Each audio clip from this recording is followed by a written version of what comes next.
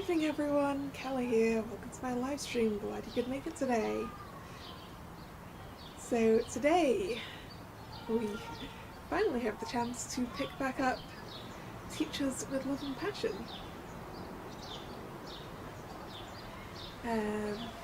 Which we started a little over a month ago. So, last time, we started a new job at a school where a friend of ours also taught. We met all of our lovely new co-workers, who are all coincidentally single. And we also had a welcome party where we got to know them slightly better. And that's about where we are. So, let's get into it. It's finally Saturday. And after such a long week, I'm home alone again. Now I can have some time to lie down and rest.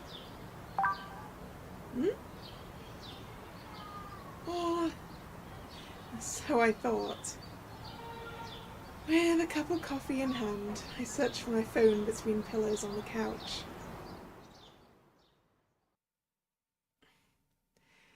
Hi, this is Leo. How are you doing? Beady. Hope you don't mind me adding you to my contacts.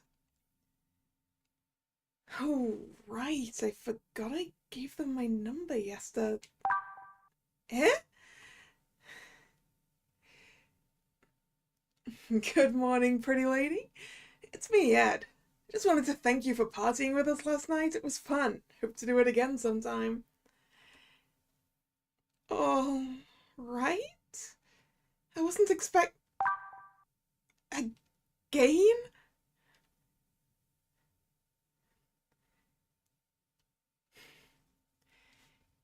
If you need anything, you can text me here, MK. And yeah, I don't think Mr. Handsome is going to text me. Sitting on the couch, I take small sips of my coffee while rereading the chats on my screen. The drink tastes bitter and warm, almost like an appetizer to balance the sweet sensation running through my body. I should text them back. I don't even know what to say. Oh, maybe I should text Mr. Hanson and make sure he has my number. I also need to thank Mr. Fox for yesterday. All these possibilities are starting to weigh on my heart and make me anxious. In an attempt to make a decision, I shake my head and close my eyes, allowing my fingers to guide me. On the screen, the 5 chat rooms shine as my fingertip lands on a single name. Oh, we gotta pick. Oh, we gotta pick.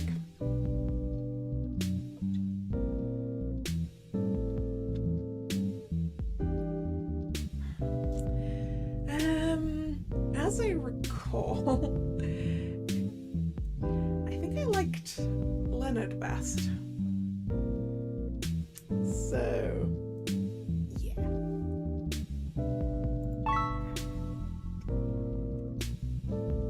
I hope we don't make it too awkward here, too.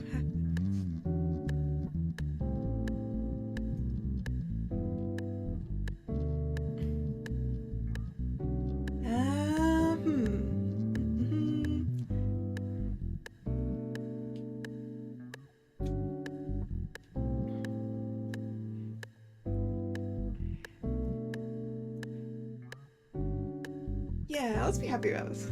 I'm saving yours too. Oh, hi.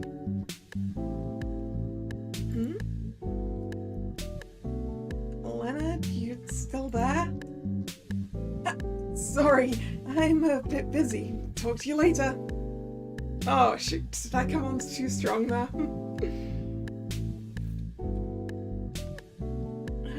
Okay, I guess. Oh, we can respond to more than one. Okay. We should really say thanks.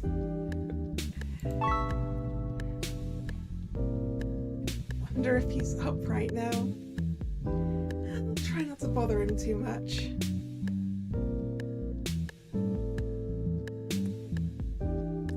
Good morning, Mr. Fox.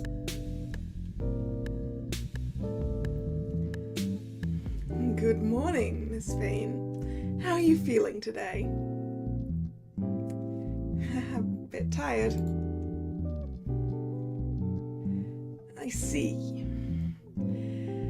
And I'm also seeing that you're still using that Mr. there. Are we not close enough yet? Sorry, I'm still getting used to it. Then try calling me Fox now. I'll wait. Mr. Fox, this is embarrassing. You just need to type it. If you don't do it now, I'll make you say it next time I see you.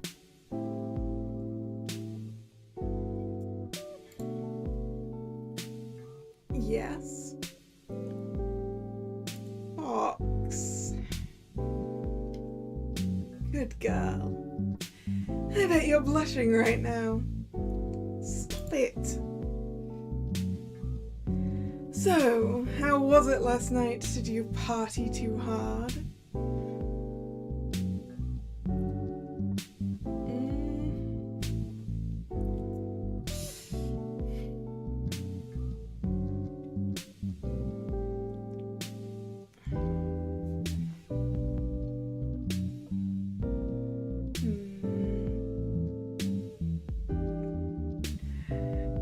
Answer a question with a question. I'm not sure about that. Let's just go with dot.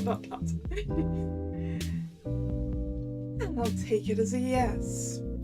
But I hope you had fun, and I hope the gentleman treated you right.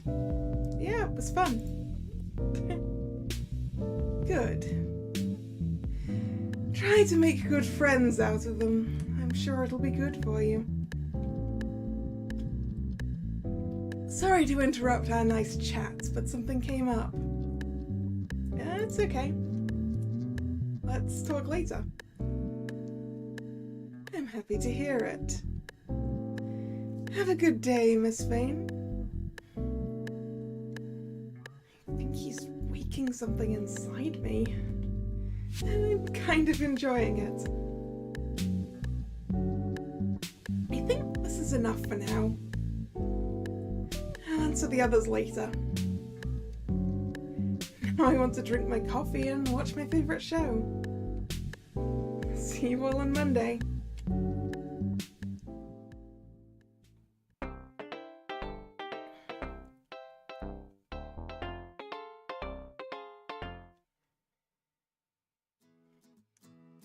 Another week begins. Along with it, my confidence is starting to grow roots in my heart. I'm getting used to my students and consequently discovering my teaching methods as a response to them. Now I know when I can be kind and when I need to raise my voice and be serious. It's like everyone says, you need to go through the first day to make it to the 30th and eventually the last one. Sitting in the teacher's lounge, I think about what I'm doing for today's class. I had planned my day last night, but I still think I can improve some parts and make it fun for both sides in the classroom. I'm sure there's a better way to explain this topic to them. Perhaps a practical class can improve the situation? Or maybe I can show them that video. I wonder if they'll feel disgusted like I felt when I saw it in school.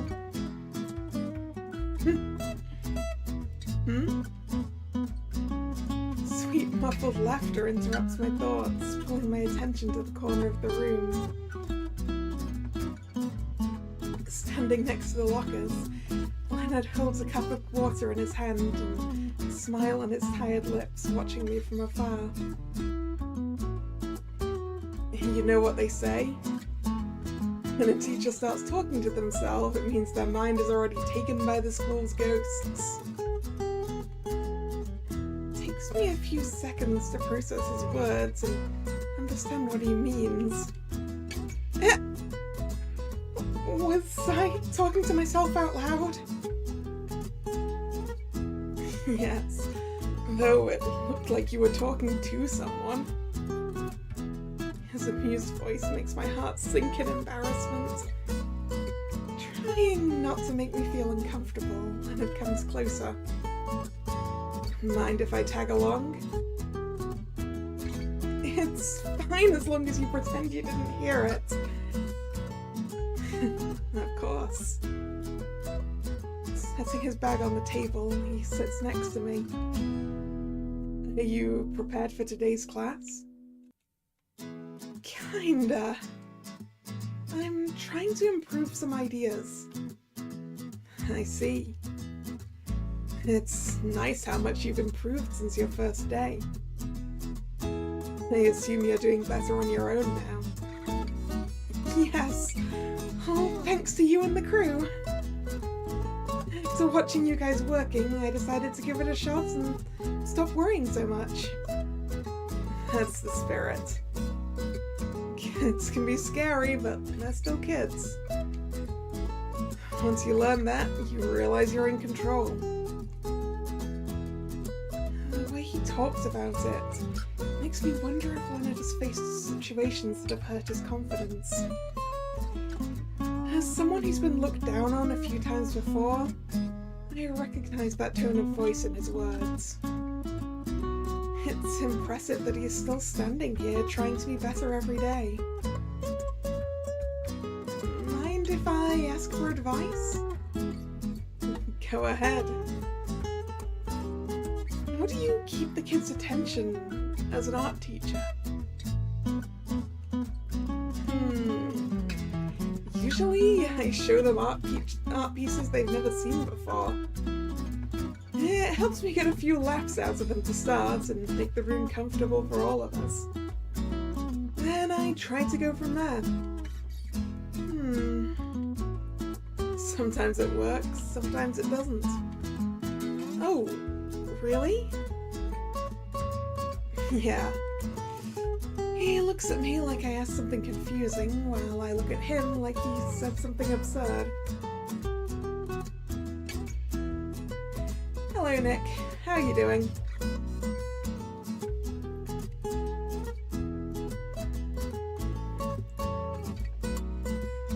I didn't expect him to be so honest about it.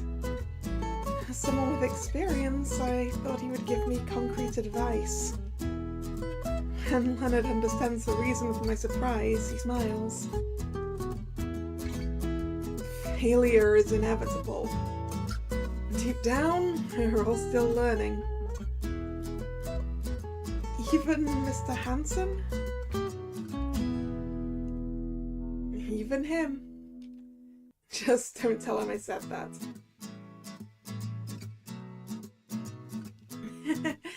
I promise. Thing is, teaching is hard, and not everyone wants to accept that. Yeah.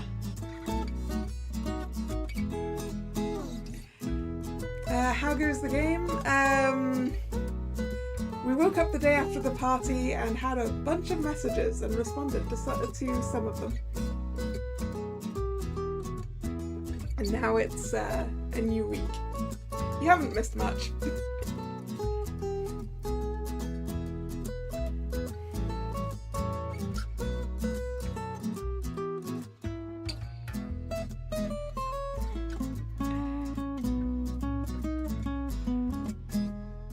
Also, I forgot to ask the other day if you tried pulling for Crowley again. Since he's rerunning.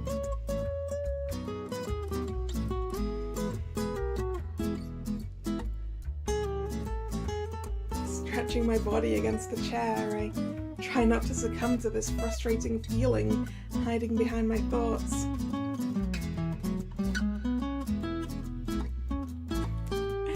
nice. I'm glad he was kind to you this time.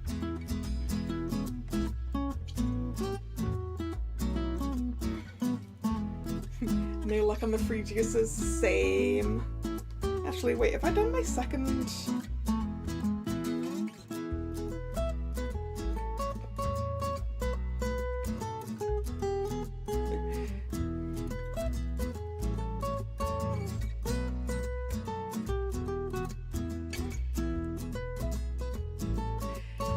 Complete staff card, you mean until we get Sam, right?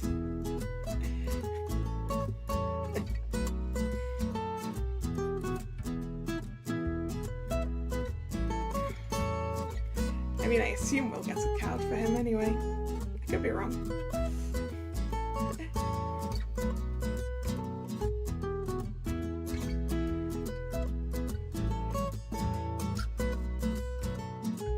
Stretching my body against the chair, I try not to succumb to this frustrating feeling hiding behind my thoughts.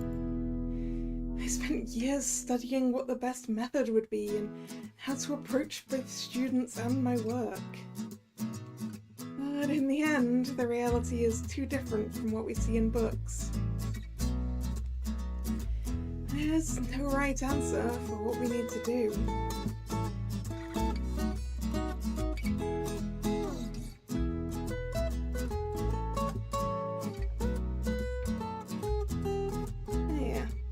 I need to do some more Crafters Gauntlet battles so that I can get my second free juice full. I'm always so behind on those.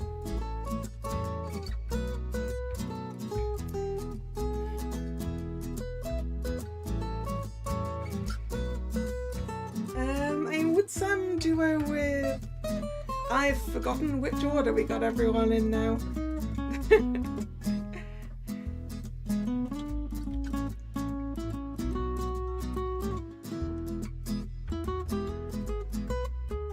And I've also forgotten who everyone duoed with. Anyway.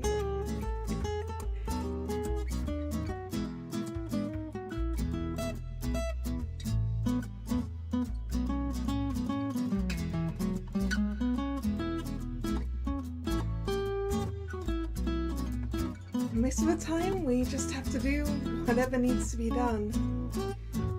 Say, when does your class start? Next period? Why? Nothing. I was going to ask you something silly. What? I was just wondering if you'd like to try showing me how you teach the kids. Eh? I told you it was silly, but I thought it would help you.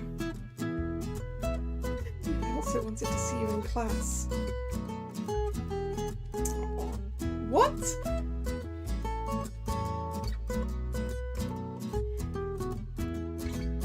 Nothing. His red cheeks make his eyes shine in a mix of embarrassment and joy. My heart is jumping weirdly in my chest. This is something I haven't felt in a long time.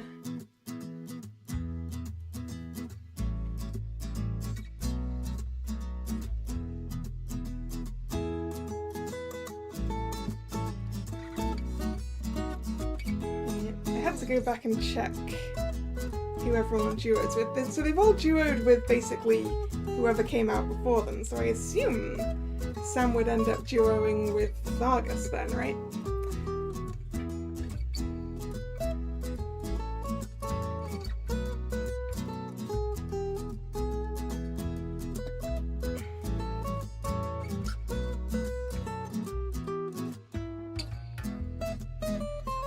Moments as we both deal with the awkward feelings, I picture myself in a room with Leonard sitting in front of me, paying attention to whatever I say. That thought is so clear that I feel my cheeks burning as if a fire is coming out from my face.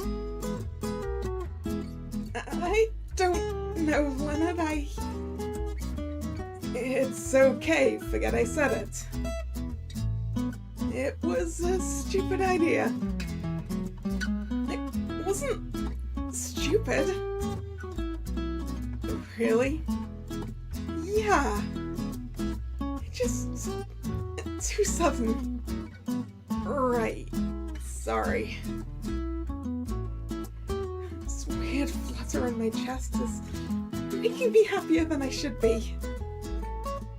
I don't think I can do it, but I'm still glad you were concerned enough to suggest it. Yeah, of course.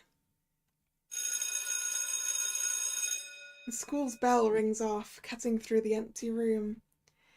In sync, we both turn our heads to the clock on the wall.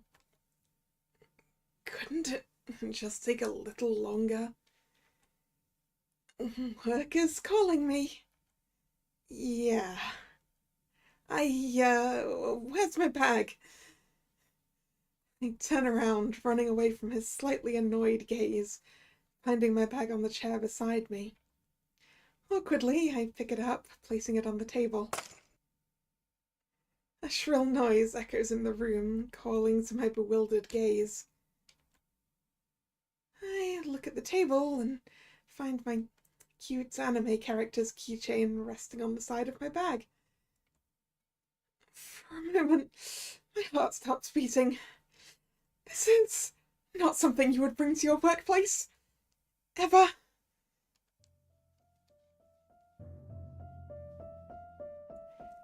Keeping in mind that I can't let Leonard see it, I grab it and turn my back to him. I hear his breath close to me, pacing the beatings of my heart. Miss Vane, is something the matter? Sweat drops take form on my forehead as I hold the small figure tightly in my hands. No! I'm fine. Swallowing hard, fearing being found out, I put a weak smile on my lips, slowly turning my face to him. Leonard?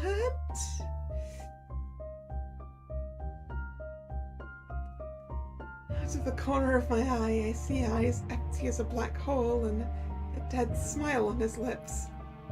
Oh Lord, he looks pissed. Did I mess it up?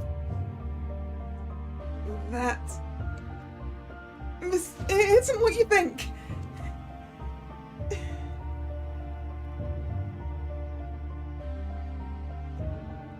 Oh, man, he really looks pissed.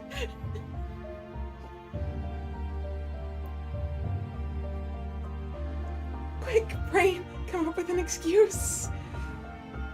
This is, it's my niece's stuff. Yeah. She left this toy at my house yesterday. Toy? Yeah, I was gonna take it back to her this afternoon. Why is he so angry? He stayed silent for a long time. Instead, his fist clenches tighter beside his thigh. I don't know if this reaction means that he's disgusted or shocked. Either way, I feel the need to say something to bring his attention back to me.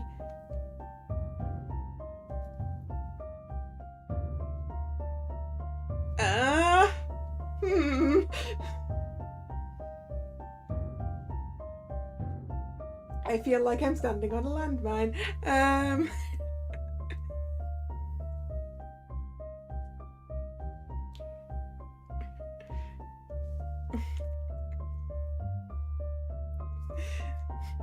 Either of these options could go horribly wrong, depending on what that expression is for.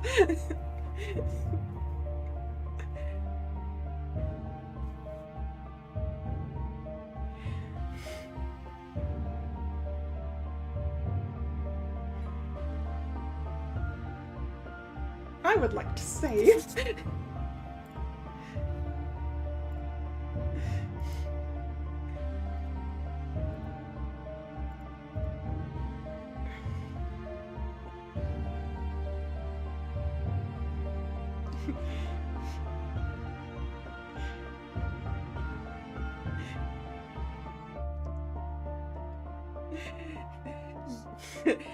Yeah, but do you think which way is this disaster going to go?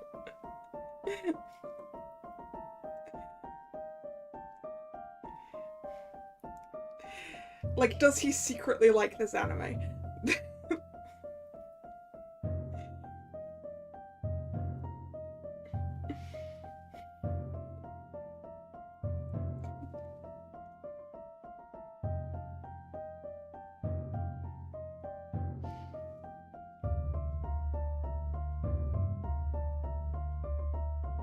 I don't know what I want to pick.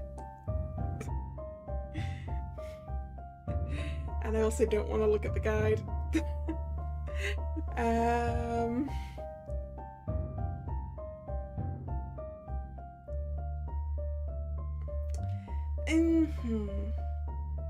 Art teacher.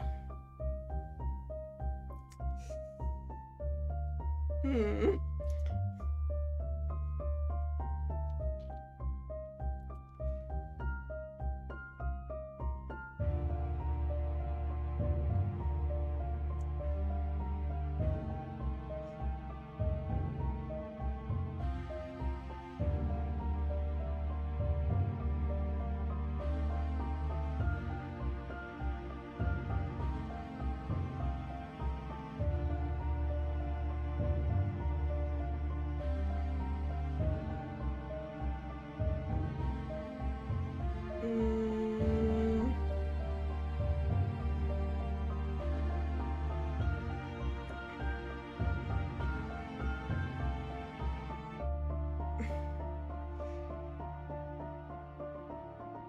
Fuck it. Do you like it? Did you like it? What? I mean, you're staring at it so much. I don't know if you hate it or not. No, It's not, I mean... Do you like it? Aha, I think we... It's, cute, I guess? Really, Reluctantly, he takes a step back, giving me room to breathe. Somewhat perturbed by the situation, I put the item inside my bag and promised myself to never bring it near my work stuff again. When I look back at Leonard, his expression has already softened to his usual friendly face.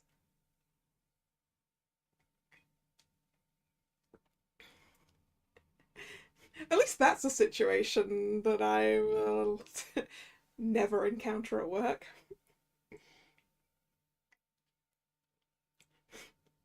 Because I make my nerdery blatantly obvious.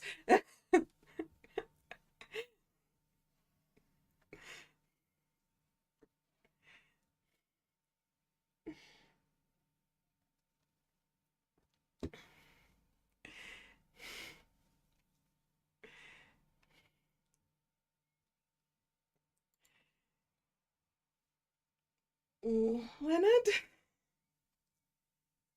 Sorry, Hannah.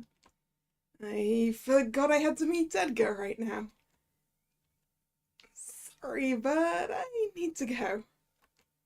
See you later. Right.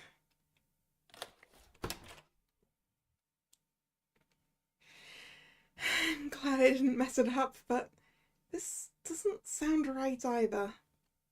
Something is off about his smile. With no time to ask more questions, I grab my stuff and run to my next class.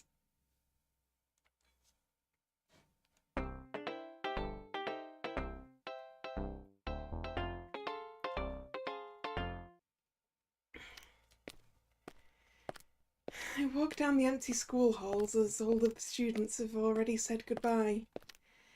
At the end of the day, everything worked out better than I expected. However, I haven't seen Leonard again since what happened in the lounge. I hope everything is fine. Now all I want is a hot shower and some fresh warm food to fill my soul. Hey! Hey, lady, where do you think you're going? Home? And did you plan to do it without your books? He holds out his hand, showing me the biology book I was quoting to my kids earlier. Oh, I forgot it. Gosh, I would have been so mad at myself if I got home without it. I saw you reading and highlighting it all day today, so I figured it was something important. Thank you, and sorry for making you run after me like this. Girl, I don't need a book to have a reason to run after you. Oh, gosh. Anyway, thanks for bringing it, Mitchell. Call me Edgar. Okay. You're going home, right? How about I walk you downtown? Are you sure? I don't want to trouble you. Of course. It would be my pleasure.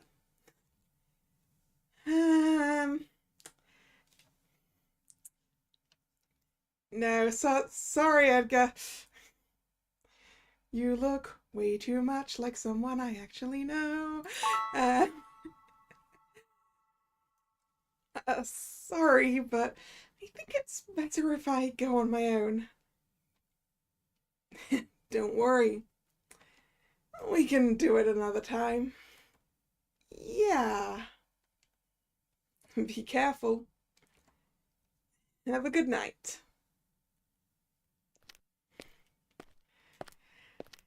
Waving him goodbye, I decide to take the bus to get home quicker.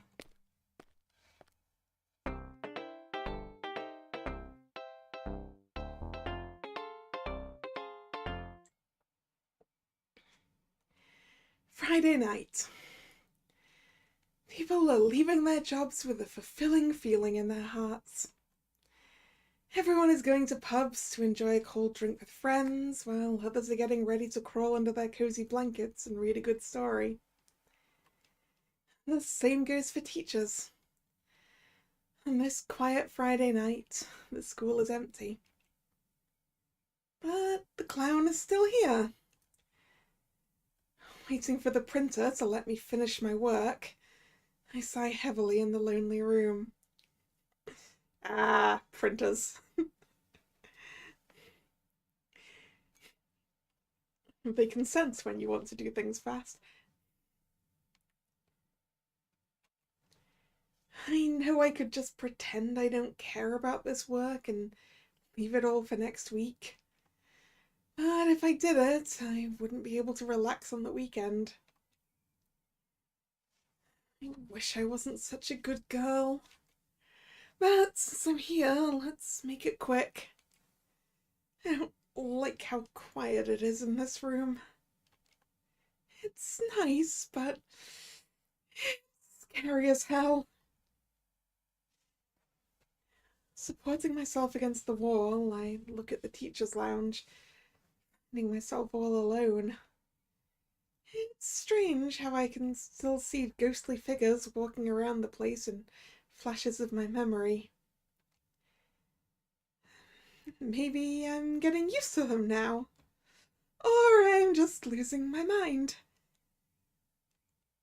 I should talk to someone while I wait. Picking up my phone, I decide to text them to help me cope with the solitude.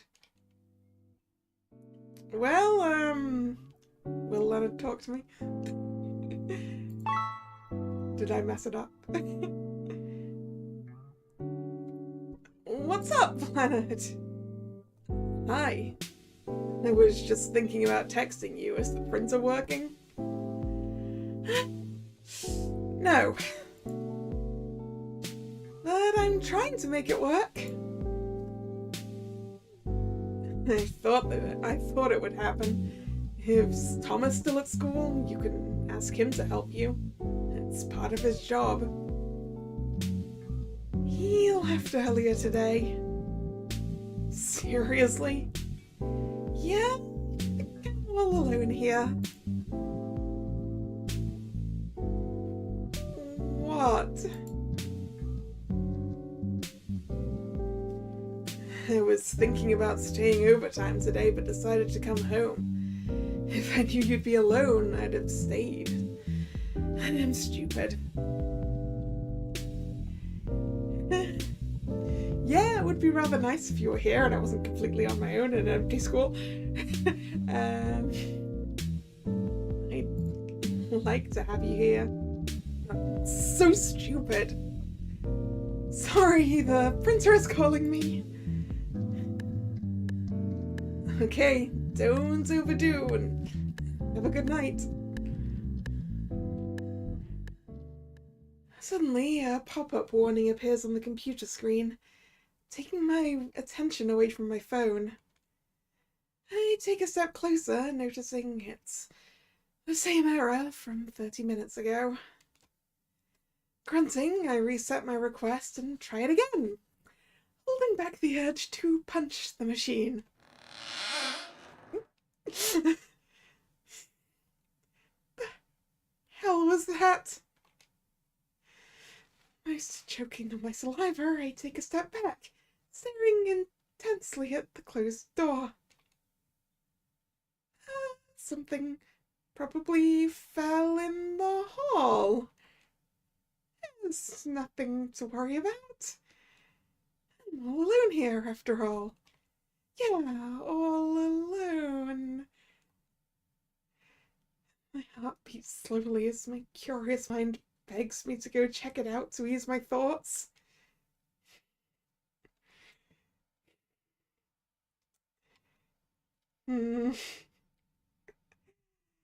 I don't know if that's a good idea or not.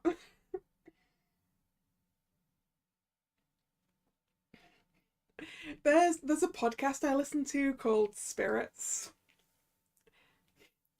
which is like about folklore and myths and things, and they have this thing like Team Ignorance versus Team Investigate when it comes to weird ghostly stuff. I think I am Team Ignorance. I would rather go, yep, definitely nothing out there. Nope, I'm just going to continue what I'm doing.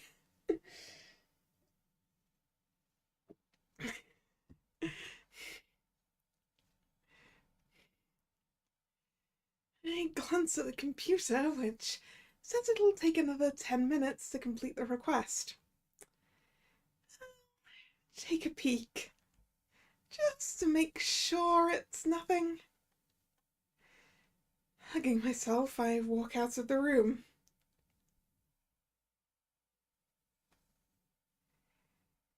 As expected, the halls are deserted. Not a single soul to haunt me. Feeling stupid for worrying so much, I take a deep breath. It's not so bad here. It's quite peaceful. The empty, dark place isn't as scary as I imagined it to be. Somehow it makes me feel small and forgotten, but also filled with a strange peace. School is asleep without the kids, so I'd better try my best not to disturb its sleep.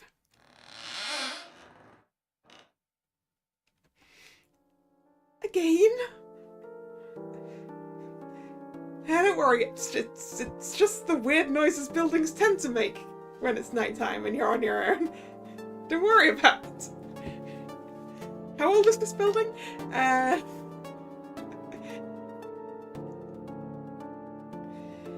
My head turns from side to side, looking with widened eyes, searching for any movement.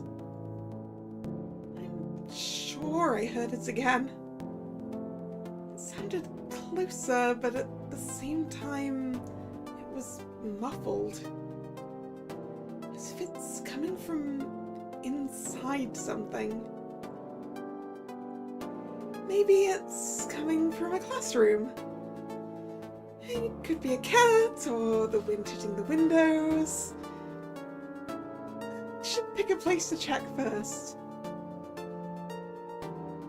I don't want to investigate, I don't want to. Let's try inside a classroom. Sure, why not? Yeah, the classrooms are right there. No reason to be worried at all. Holding my hands together, I walk on tiptoes, trying my best to reach the first door on the right and not make a sound. Stretching my neck, I take a peek, finding a gap between the door and the frame. Well, that means it's not closed. That's probably why it's squeaking. That's fine. Close the door properly, return to what we're doing. Sure. Excellent, no problem. Why is it not locked? Is someone there? Okay, stay cool. Maybe a teacher forgot to close it, and now the wind is making those weird noises. Standing halfway there, I let out a long sigh using my heartbeats. In my mind, I repeat my own words in an attempt not to lose my mind and just force my body to move closer. There's definitely someone here. I need to do something. Not giving my brain time to decide anything smart, I run toward the door at full speed. The only voice in my head is yelling at me to block whoever's inside the room and run. As soon as my fingertips reach the door handle, something pulls the other side, revealing a face in the dark. Mr. Hanson? What are you doing here? I should be asking you that. Why the hell are you running for? I heard a weird noise? Within minutes, we're both yelling for no reason in the empty hall. Noticing the echoes of our voices, we shut up, trying not to throw the blame on one another. Yeah, Mr. Hanson, what were you doing in that room with the light off?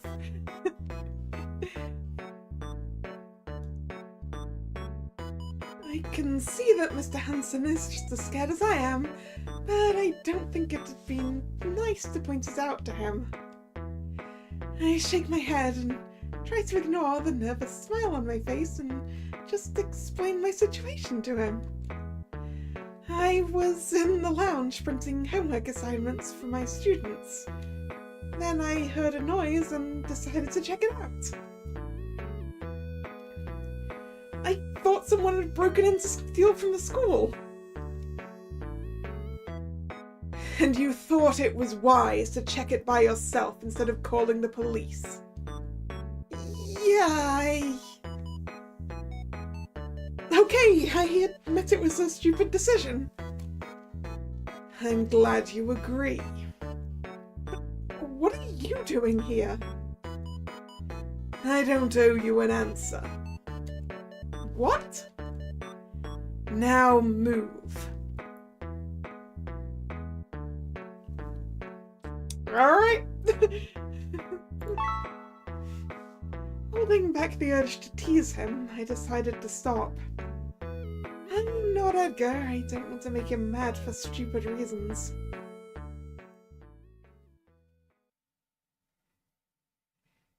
Taking a step to the side, I motion for him to walk out of the room. Sorry for messing with you. It's okay if you don't want to tell me. What you do is none of my business. Indeed. I'm your superior, after all. You shouldn't ask anything of me. Yes, sir. However, I want to let you know that I wasn't doing anything suspicious. I just forgot something in my room. I see. Also, I'm sorry for scaring you. If I had known you were still here, I would have greeted you when I came in. Is Hanson apologizing to me? Seriously? But this is also your fault. You should have told me about it before I left. Now, that's the Hanson I know. Yes, sorry, sir. His face looks at me from above. So his face always looks at me from above. I've realized that for some time now. But right now, I feel like he's holding his body at the same level as mine. Well, I could be wrong. It's too dark to be sure anyway. I'd better be going now. Right. And I'm going back to the printer. You're not finished yet. No, I was struggling to make it work. But hopefully it's working now. I see. You should be careful. Here? I've seen you working through your lunch break and during your free time. It's good to be diligent with your work, but it's wiser not to let it take over your life. You've already proved that you're a responsible teacher. You don't need to try so hard anymore. His voice sounds so soft and caring, like a hug on a cold day. I feel a strange burning in my throat, as if all the feelings I've been keeping in the dark are coming up to the surface. I've been trying to pay back everyone's kindness with my hard work, forgetting that I'm struggling to keep standing here, forgetting that I'm still afraid of being left behind. Mr. Hanson watches me with eyes full of kindness, a sight I never thought I'd see. Isn't it strange how love can come from such an unexpected place and still be enough to change all the colours around you? Smiling, I let those painful feelings piling up in my throat melt into something joyful. Why are you laughing? Nothing. I just realized that I'm so lucky to be here. Were you paying attention to my work, Mr. Hanson? That's not it. I'm just saying you should take breaks. Won't make you a bad professional just because your body needs rest sometimes. I know. I'm taking good care of myself. Good. He'll never admit it, but I can see in his eyes how relieved he is to hear it. Then I'd better leave. Okay, just don't forget to lock the door. Of course. Good night. Mr. Hanson? Yes? Thank you for looking after me. Have a good night. Not giving him time to complain, I wave goodbye and run back to the lounge. It was a good surprise to meet him after stressing so much about the printer. The whole situation stayed in my mind all night. I couldn't stop thinking about his blushing, grumpy face. However, there was another thing bothering me. I remember wishing him good night, still can't remember hearing him leave after our goodbyes.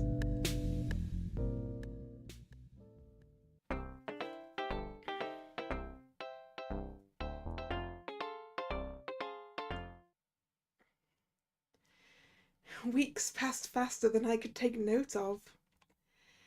The place I was so afraid of at first has become my favourite spot in the city. I found a room here where my heart can rest assured I'm not alone anymore. You didn't say anything about the teachers joining it. I must have forgotten. Thomas. And, well, it's also a place where peace was never an option. Today, again, we're all together in the teacher's lounge. But this time, Thomas and Ray are here too, to discuss the upcoming sports event. Everything was going as smoothly as possible until Thomas announced a small change to it. What's the problem with the teachers joining it too? I'm the problem, Thomas. I don't feel good about it. Why? I'm not asking you to play a game like a professional, Marcus. This event is supposed to be fun for the kids. No one is going to take it seriously. And you should take your time to enjoy it too. Thomas's voice sounds gentle, almost sorry for arguing with Marcus about his decision. Marcus doesn't look angry like he usually does. This time he only stares at the floor with eyes filled with concern and guilt. I wait for someone to say something, but the first time no one interrupts the conversation. Troubled, I decide to do it myself.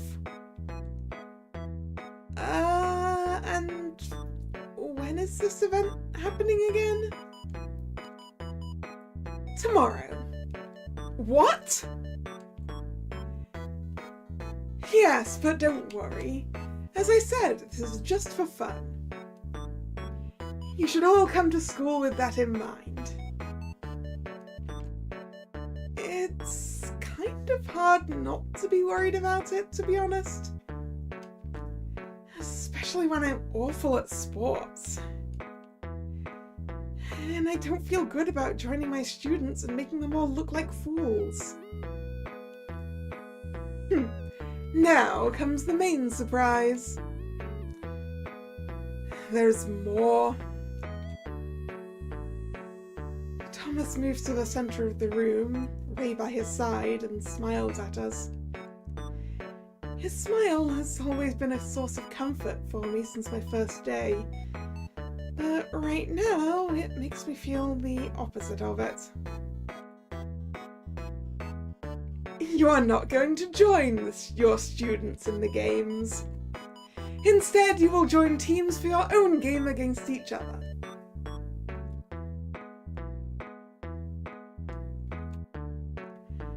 The whole room goes silent as the two men in front of us laugh, pleased with their plan.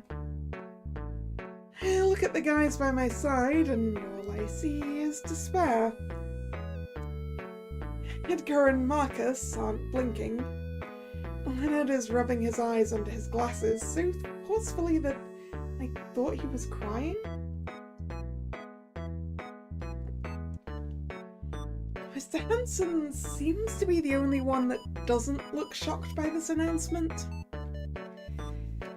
He looks quite tired, as if this is not his first time going through something like this. It will be so fun. What? No, it won't. Why? Because this is not fair. Marcus is the best at sports. He'll win anything. This is not about it, Mitchell. We shouldn't be worried. Of course we do. What's the point of competing if not for a prize? Have you decided on the teams already? I did it last night. Yeah, also, what are we playing? I feel that will affect how I feel about this.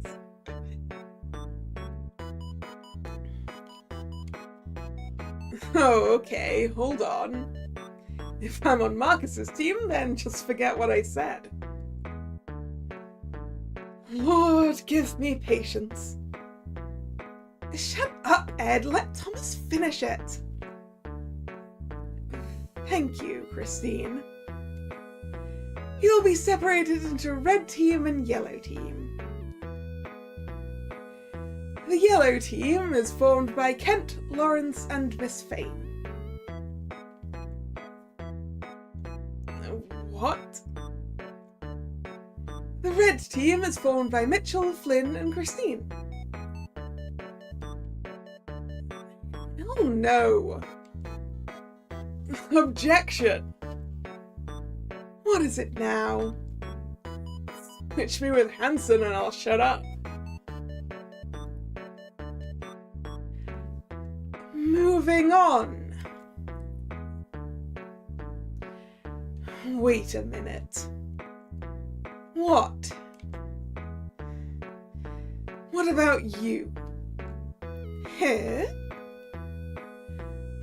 Are you going to play against each other too, or will you just watch while we play fools?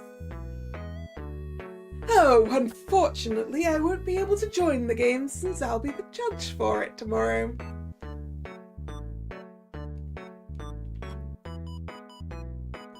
Ray? Well, I'll play the doctor. What?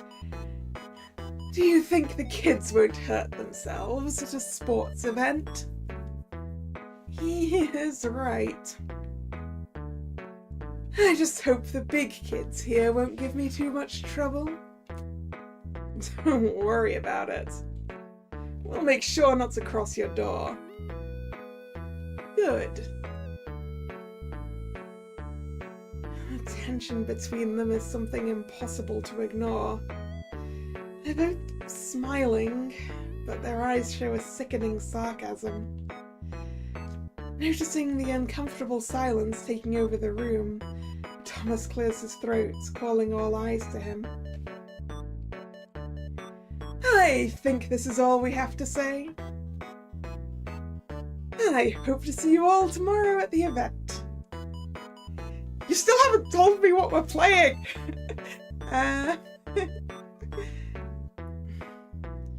We don't have a choice anyway. I can't wait. Yeah, it'll be fun. Pretending not to see everyone's annoyed expression, Thomas and Ray leave the room laughing excitedly.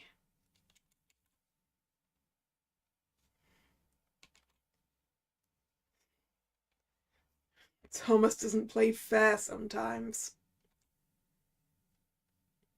Lawrence, can't you do something? He's your friend. Forget it. It'll be worse if we try to stop him. Looking at their tired faces, I can't help but think about the old days when I was still at school. Every event used to be a reason to skip classes and make new memories. But now that I'm on the other side, I understand why my teachers were never excited about it. We're wasting precious hours of work on an event we're too tired to even care about. Plus, this is going to be embarrassing. I get it. We're all annoyed with Thomas. But can you all stop with the long faces? It's a school event. We need to do it for the kids. You mean... we must make an unforgettable show tomorrow. This is going to be so good. The kids will be talking about it for years. Are you serious? Hell yeah. You guys know some kids are too shy to join in. I'll probably be hiding, hating every minute of it. If we don't do something, it'll turn into an awful memory for them. Let's make them laugh tomorrow. Edgar probably didn't realize it, but he said exactly what I needed to hear. He reminded me once again why I'm here and why I became a teacher. This is my chance to make a difference, so let's do it. I hate to admit it, but Ed is right. We need to do our best. We need to do our best for them like we always do. Now, hear me out, team. Marcus may be good, but I'm not letting him win so easily. Are you serious? Yeah. I'm on it. If we're fighting, then I'm not staying on the losing team. Good. I have my target on you, Marcus. You know what? You guys are right. This may not be so bad. After all, I'll have a chance to throw all the balls I want on you, Mitchell. Oh shit, I forgot about it.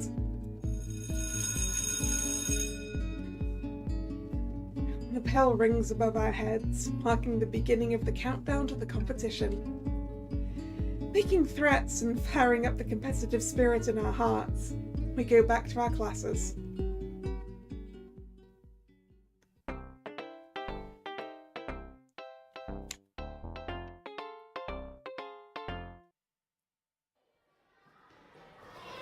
Kids and teachers, everyone is running around the gym, helping each other get ready for the event. In the locker room, I take a look at myself. The gym uniform fits my body just right, but the sensation is still wrong. I never thought I'd be wearing a uniform again. This is so embarrassing. Shaking my head to get rid of the blush on my cheeks, I take a better look at the place around me. On the bleachers, kids are cheering and laughing, finding reasons to celebrate and have fun. Meanwhile, Thomas is nervously biting his nails as he talks to Ray in the corner. It's a bit funny to see how the long wait doesn't bother the students the same way it's bothering Thomas. Hey, where were you? A loud, annoyed voice breaks through my thoughts, bringing my attention back to the gym. Nope. Hey, where were you? Even. It's Mr. Hanson. I thought it was Christy. When I turn around, I find Mr. Hanson walking quickly in my direction. Changing outfits? What? It looks appropriate on you. Oh, thanks. Now come. Where? My classroom. We need to discuss our game strategy. Strategy? Wait, are you guys taking it seriously? I thought we were just having fun. It's no fun if the other team wins. Listen, if Mitchell gets the prize, you can say goodbye to your happy days at this school. He will talk about it every day. He will make our lives a living hell. And losing is also bad for our reputation. Reputation? Seriously, Mr. Hanson? Do I look like I'm joking? No, sir. Then come.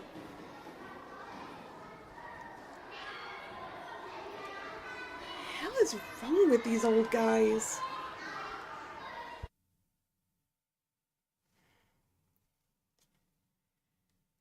The school halls look dead with all the students having fun in the gym. Quickly, we make it to the designated spot. finding Marcus leaning on the classroom's door with a boring expression on his face. Hey. Hi.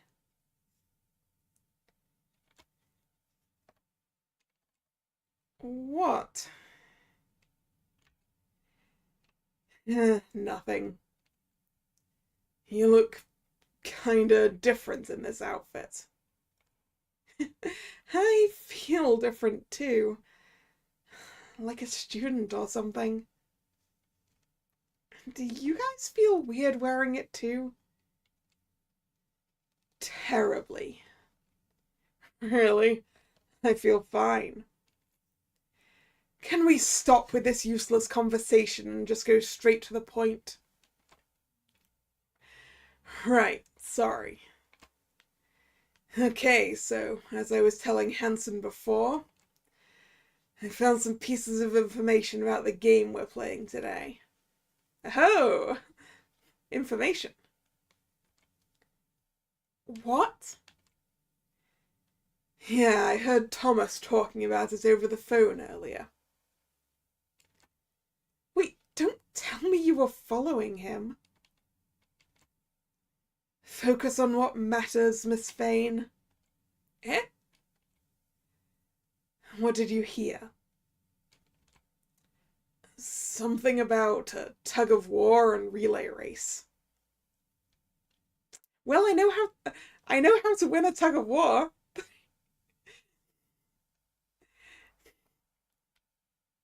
I'm reasonably good at that one. Personally.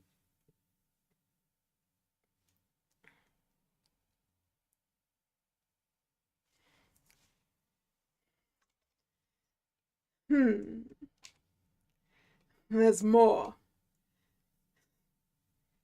I saw Edgar stalking Thomas just like I was, so he probably has heard about it too. Weasel. Yeah, Tug of War is great fun. I love Tug of War. I especially love winning Tug of War.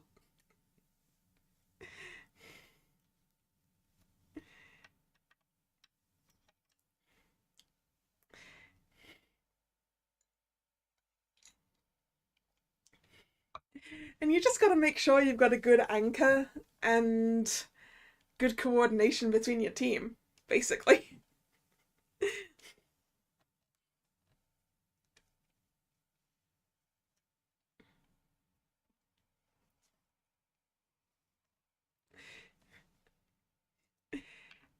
If your anchor's good at digging their heels in so that you don't move, and then you get everyone to pull at the same time, the other team tends to fall over.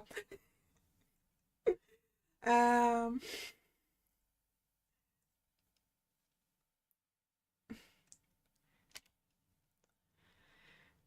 well, this is no surprise. I was expecting something like that for the games. This is still bad. What do you mean? I mean, tug of war is a problem because... What? I'm not good at it. Something the PE teacher is not good at? Oh. How about you, Mr. Hanson? How does he look like he's good at tug of war? We don't have anyone here who looks like a good anchor.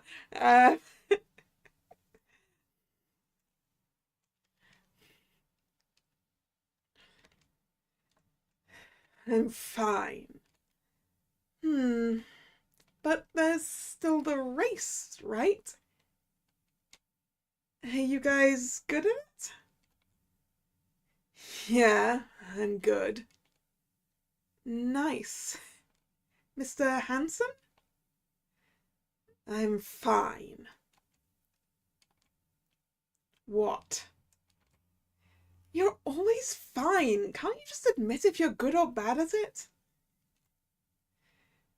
That's because I am fine at it. I do my job, but I can't guarantee being the best. This isn't an answer. Okay, calm down, you two. We need focus.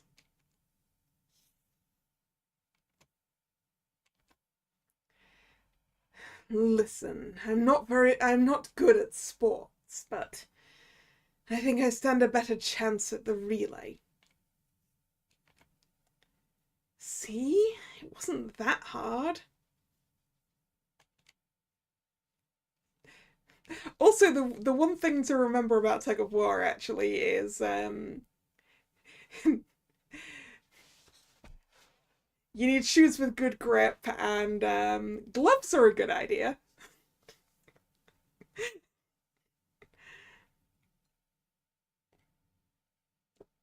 I usually come away from tug of war going, ouch. And then I forget the next time that I really should have gloves.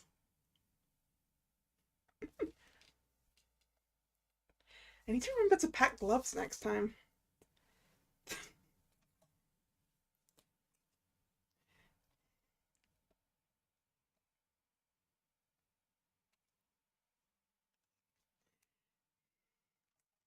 Anyway.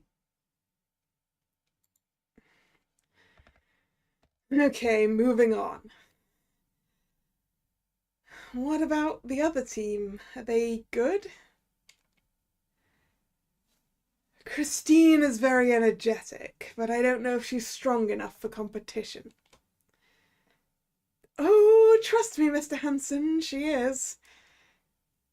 In school, Christy used to be like a wild beast.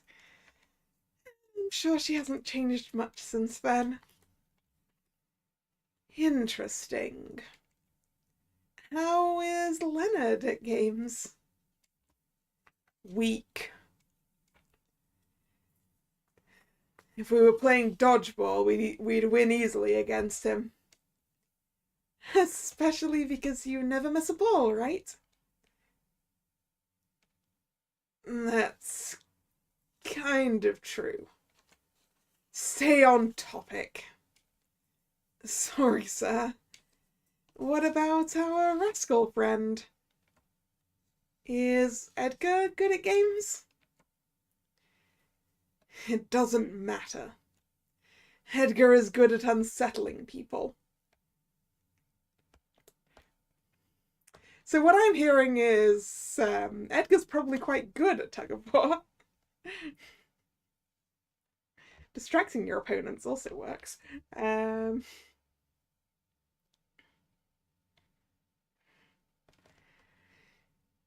He can win anything by unfair means. Oh.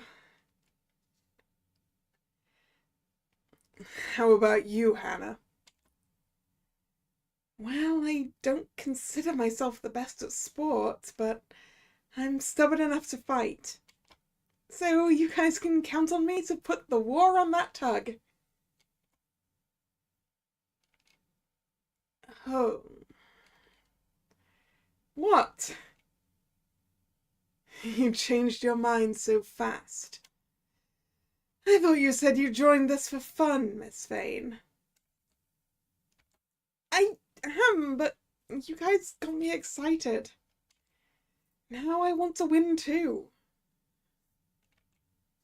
You're cool. Okay, now I know our weak and strong points. We need to be realistic. Right. Let's set up a solid plan and decide the race order. Okay. What do you suggest, Marcus? Okay, so the first person doesn't need to try so hard. The second one has to make sure to do a good performance and keep the pace. And the third is always the strongest of the team. They need to be fast and make sure to recover if anyone fails. You know a lot about racing. Yeah. Of course he knows. He's a PE teacher. Right. Anyway, mind if I go first? It's fine for me. To be honest, I was going to suggest that. I mean, Marcus has got to be the third, right? He's the actual sporty person here.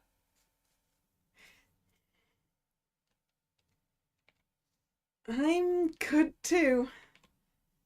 Thank you. Now it's up to us. If I go second, I can buy you time. Are you telling me to be the last one?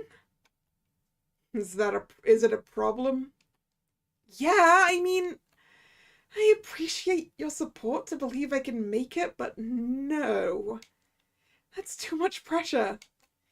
I'd like to go second if you don't mind. It's all right. Thank you. If we stick to this plan, I'm sure we can pull it off. Now, if the game chosen is the tug of war, we will still do our best. I mean, I want to win it just like you, but I also want to have fun. You know, if what we're going with is something to amuse the kids, then like tug of war is definitely the play, right? Rather than a relay race. Like seeing your teachers fall on their asses would be so much fun.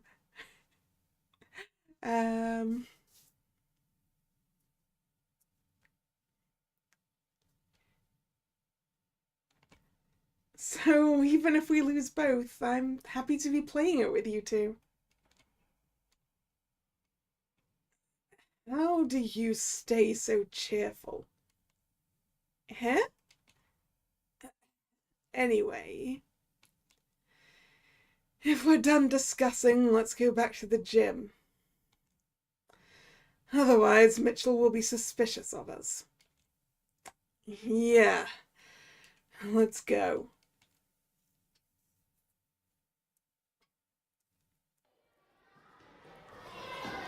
Back at the gym, Thomas yelled at us for being late. Marcus came up with an excuse, and Mr. Hanson made sure not to give a damn about his concerns.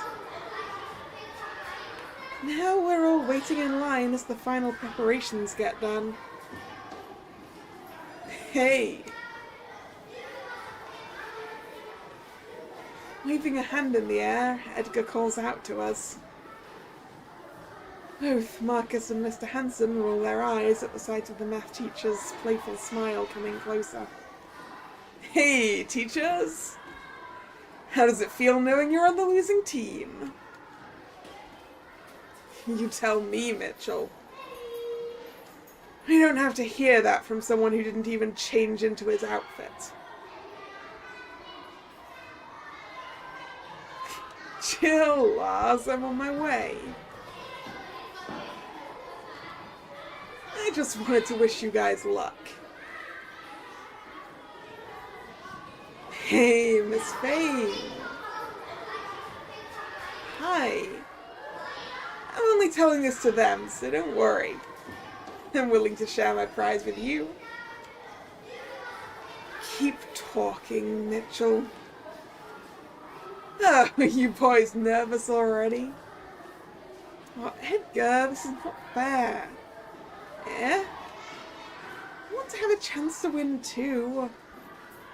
Won't you take it easy on me at least? It's my first time.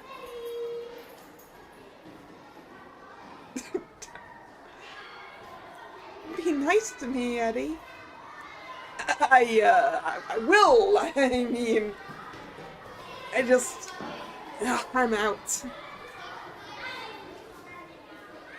Unable to come up with a response to my teasing, Edgar walks away, hiding his blushing cheeks. Wasn't expecting my plan to work, but it did. Now I feel like a winner. Smiling to myself, I turned to my teammates. Did I do good? Yes. It was excellent, Miss Vane. You all right? My dear students! Thomas's loud voice on the microphone echoes through the gym, stopping all the voices around. His charisma overflows as he gives the greetings, sharing the day's schedule with the kids. Patiently, we wait in line behind him, paying attention to know what game we're going to play. And our dear teachers will be playing an important role at the event opening. They will play against each other in a relay race. All the children roar in their seats. The announcement erases the heavy burden on my chest, bringing a genuine smile to my lips. I glance to my side, finding Marcus punching his thigh subtly, celebrating the good news. Mr. Hanson, on the other hand, smiles softly, relaxing his shoulders. For some reason, watching their relieved reaction makes me feel excited and confident about winning this game. Everyone, take your mark. The games are about to start.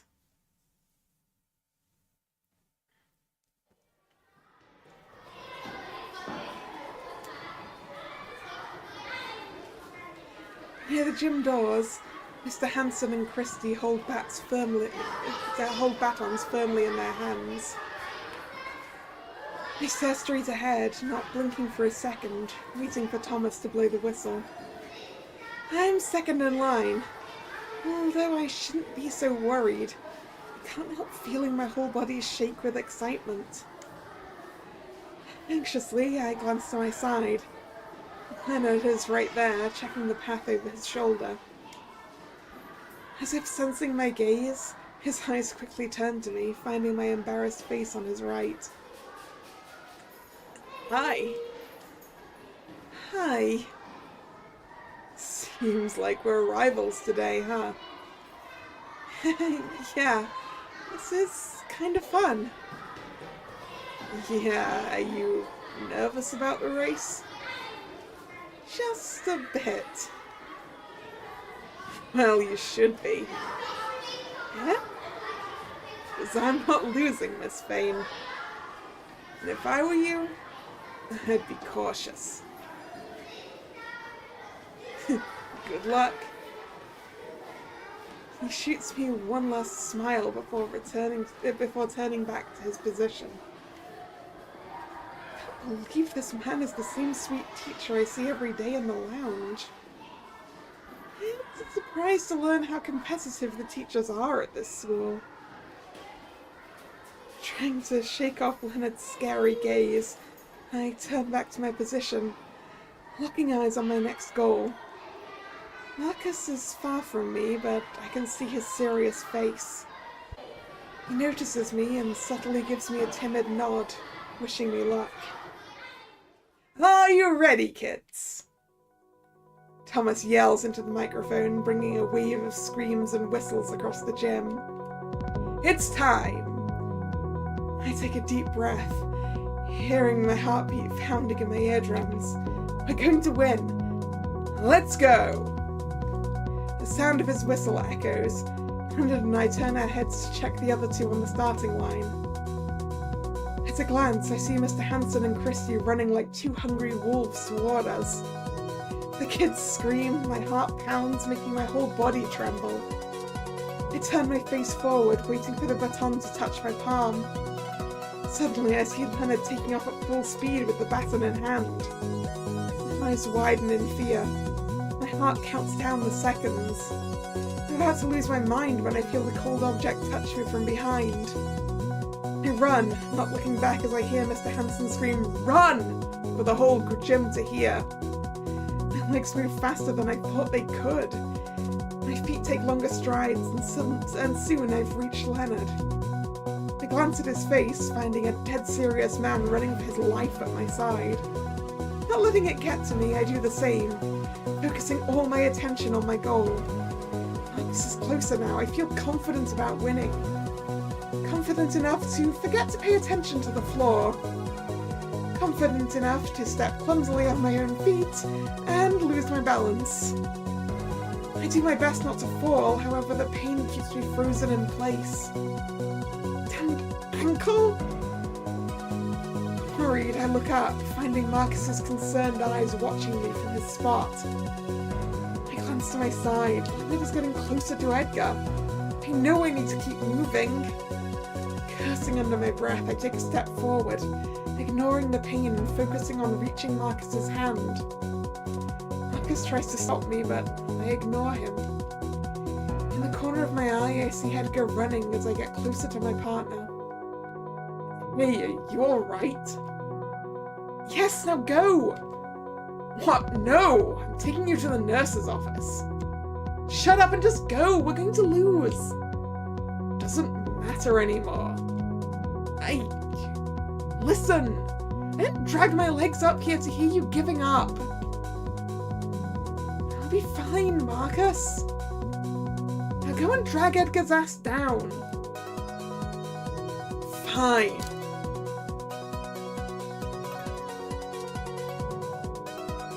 Reluctantly, he turns around, closing his fingers tightly on the baton. I hear him screaming as he takes off like a leopard after its prey. Hey. Are you alright? Yeah, I think I hurt my foot. Seriously? Come on, I'll take you to the nurse's office. But... what? You already did your part. It's all up to Marcus now. Just trust him. Okay.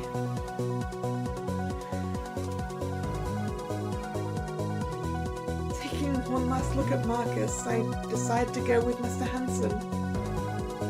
He allows me to lean on him as he drags me gently outside the gym.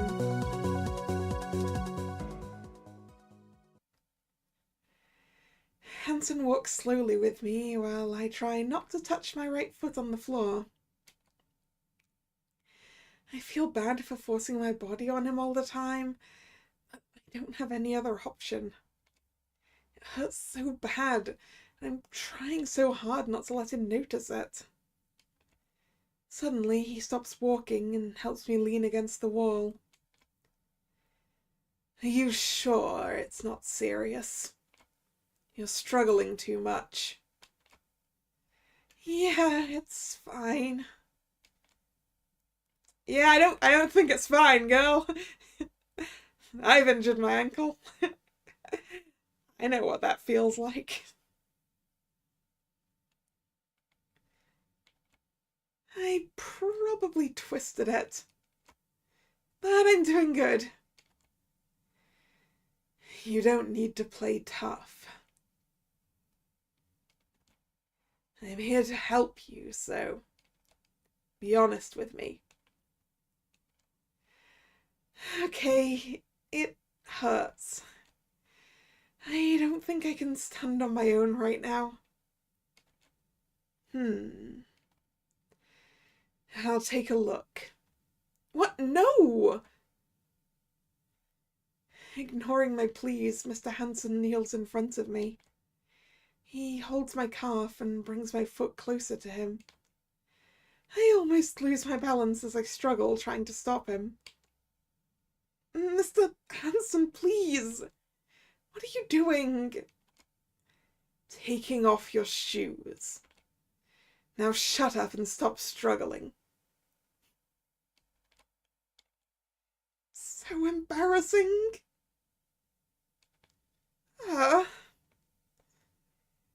He carefully takes my shoes off, trying his best not to touch me unnecessarily. It's already embarrassing to have him kneeled in front of me, but having him touch my feet is the worst. I can't stop worrying that his gentle touch might tickle me and make me feel weird. However, the pain is greater than anything, and All I can do is hold back my cries. It's no surprise you can't walk properly. Is it that bad? Yes, your ankle is very swollen. Let's hope you've only twisted it. I need to hope for that? Oh gosh. I don't think you'll be able to walk like this. Shouldn't I go to the nurse's office though? Yes. Then... Shut up, I'm trying to think of a solution. How about carrying me?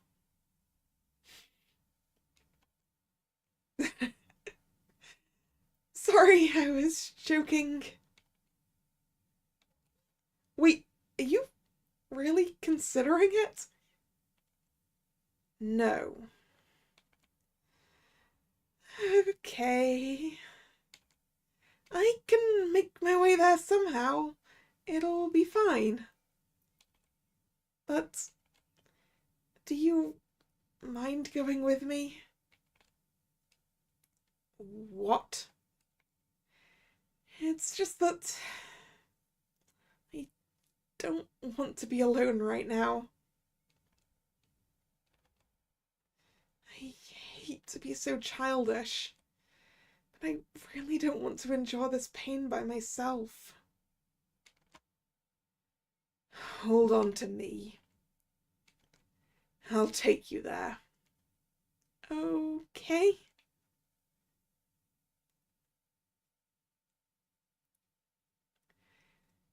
Mr. Hanson opens the door, helping me walk inside.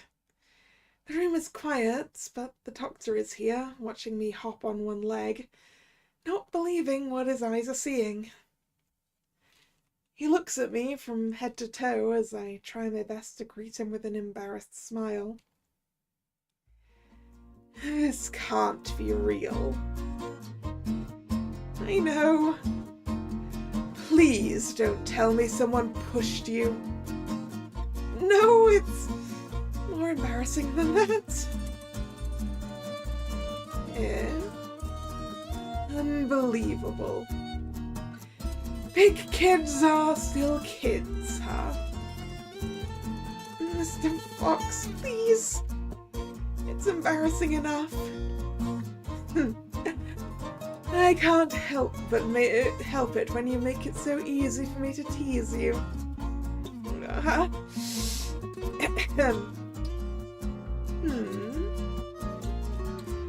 Oh, Lars, you're here too. Yes. And do me a favor and help her on the bed. Aren't you supposed to do that? Yeah, but you don't seem to want to let her go. Fine. He ignores Ray's tease and carefully helps me to sit down, making sure I'm comfortable. I didn't expect that rude man to be so nice, but I'm not complaining. He puts my shoes under the bed and takes a step back. Thank you, Mr. Hanson. Yeah, Mr. Hanson. Now go and have fun at the games. I take care of things from here. I'm not leaving. Him? Is it because I asked him to come with me? She's my responsibility. I'll stay until she's fine. Isn't that my job? I want to make sure you do it right this time. It becomes hard to breathe as the tension grows in the room. When Ray told me they aren't friends anymore, I didn't expect it to mean they were enemies now. Now I feel terrible for making Hanson come with me. Ray laughs it off, as he always does. If I didn't know you better, I'd say you're worried about her, Lars. Don't be stupid. Then leave. And trust you, no thanks. I'd rather wait. Fine. Do it your way. Tired of arguing, Ray turns to me, taking a deep breath. All right, let's take a look at you. Too close! Tell me where it hurts, Miss Vane. My ankle and now my leg too? Okay, I'll examine it now. Please endure it a bit. Okay. Mr. Fox lifts my jeans to my knees, making sure not to show more skin than necessary. He gently holds my calf and squeezes it hard enough to make me avert my eyes. It's just a normal checkup, but my heart doesn't seem to get the memo. He rubs my skin, slowly going down to the swollen spot. And at this moment, all the embarrassment vanishes from my face. His gentle touch on the surface is enough to send a painful current running up my leg, making me grab the sheets with my nails, biting my lip to hold back a scream. Oh? Does it hurt when I touch here? A bit? How about here? Yes! Miss Vane, you're making such cute sounds. Please don't look at me like that. Ray. Yeah, I get it. I'm joking. Just give me a second. Smiling, he stops teasing me and starts to seriously examine my ankle. Although the pain makes it hard for me to pay attention to anything, I still see how Ray's face is seriously glaring at me. It was the same when I brought the kid here. He may act lazy and playful, but when it comes to work, he's dead serious. Once he's done, he backs off a little, flashing me his usual smile. Be happy, Miss Vane. It's nothing serious, just a painful twist. A few days in bed will be enough to heal you. Thank God. It's all good, but you're out of the sports events for the rest of the day. Aw. Don't show me that face. I'm doing it for your own good. I'm going to bandage your ankle and prescribe you some meds. Okay. If the pain persists tomorrow, then go to the hospital for a full checkup. Yes, sir. That's my good girl. Patting my head, Ray walks back to his desk. It is strange, but I don't hate it when he treats me like a kid. But somehow it feels kind of nice.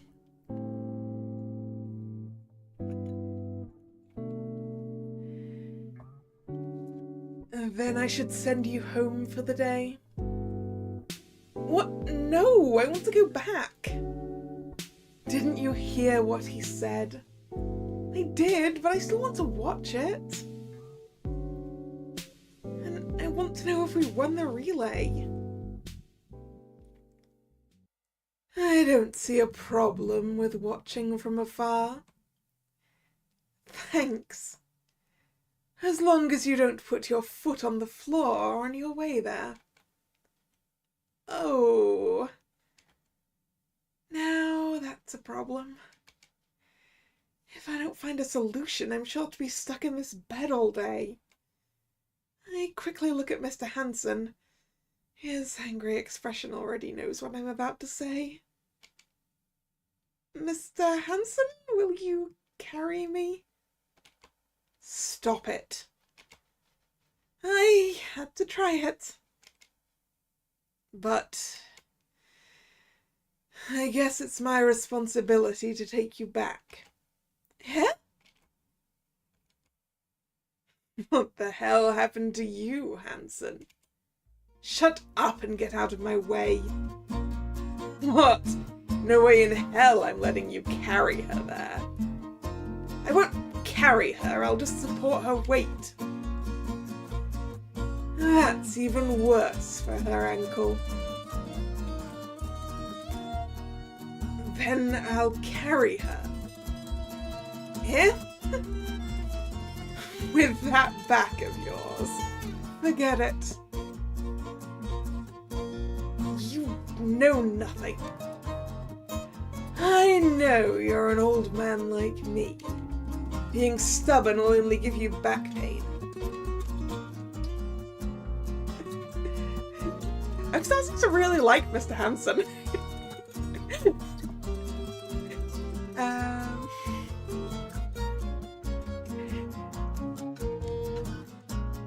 Guys, please.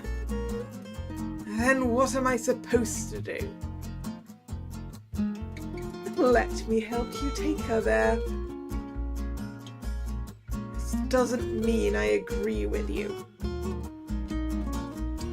I just want to finish this for once.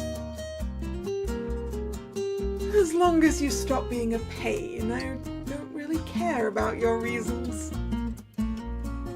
Crossing his arms, Mr. Hanson leans on the wall while Ray turns to get the bandage.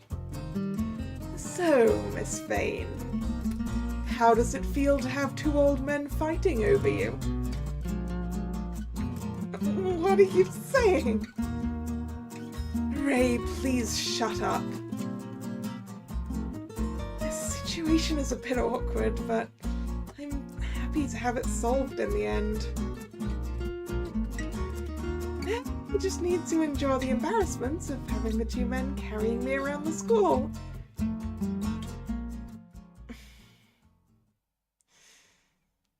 Supported by both of them on each side, I return to the gym. They open the doors, slowly revealing a chaotic scene behind them. In the center of the gym, Marcus and Edgar are yelling, clutching each other's collars angrily. The kids are screaming from the bleachers, while Thomas tries his hardest to calm everyone down. Christy is on the microphone announcing the red team's victory, while Leonard is lying breathless on the floor. The three of us are stuck at the entrance, watching everything unfold with horror in our eyes. What the hell? I wish I could say I'm surprised. But I knew it would happen in the end. Shouldn't we do something about it? Nah. Let's just go back. What? Wait! Does anyone want coffee? Holding me up, not letting my feet touch the ground, they turn around like this was perfectly normal. I scream at them to let me go, but they just ignore it, taking me back to the nurse's office. The sports event was a complete failure, but in the end, we all made new memories, just like in the old days. Oop! Hey, did we make it to a route?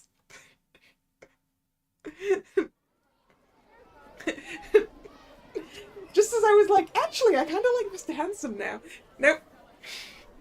We're already locked in on Leonard's route, so then. That's fine. That's what I was trying for anyway. A few days after the sports event, everything went back to normal. The teachers are once again worried about their students' grades. Thomas is running up and down trying to solve everyone's issues, and I'm back to my usual struggles. Luckily, today has been slow and quiet in the classroom. I had the chance to think about what to do this week and how to solve most of my problems. Now it's break time and the kids are excitedly running around in the halls. I'm craving something sweet for lunch, but I don't think it'll do good to my stomach. Decisions. Oh, that's Leonard. He looks distracted. Definitely call out to him.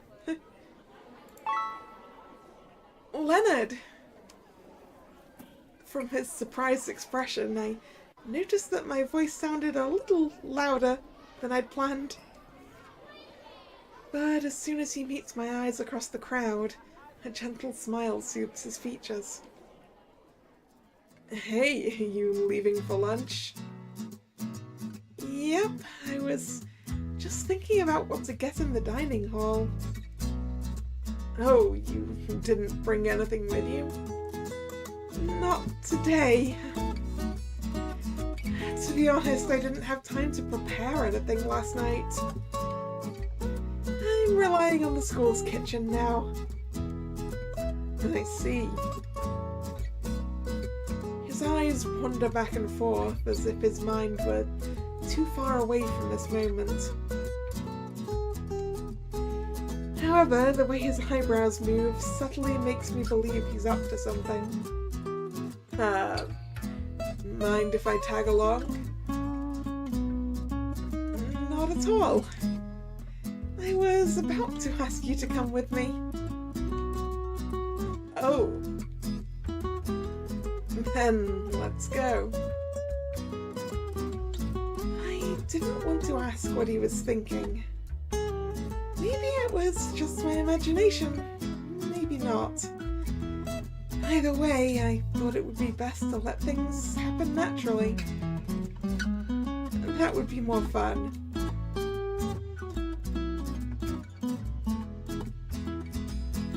The hall is as exciting as always.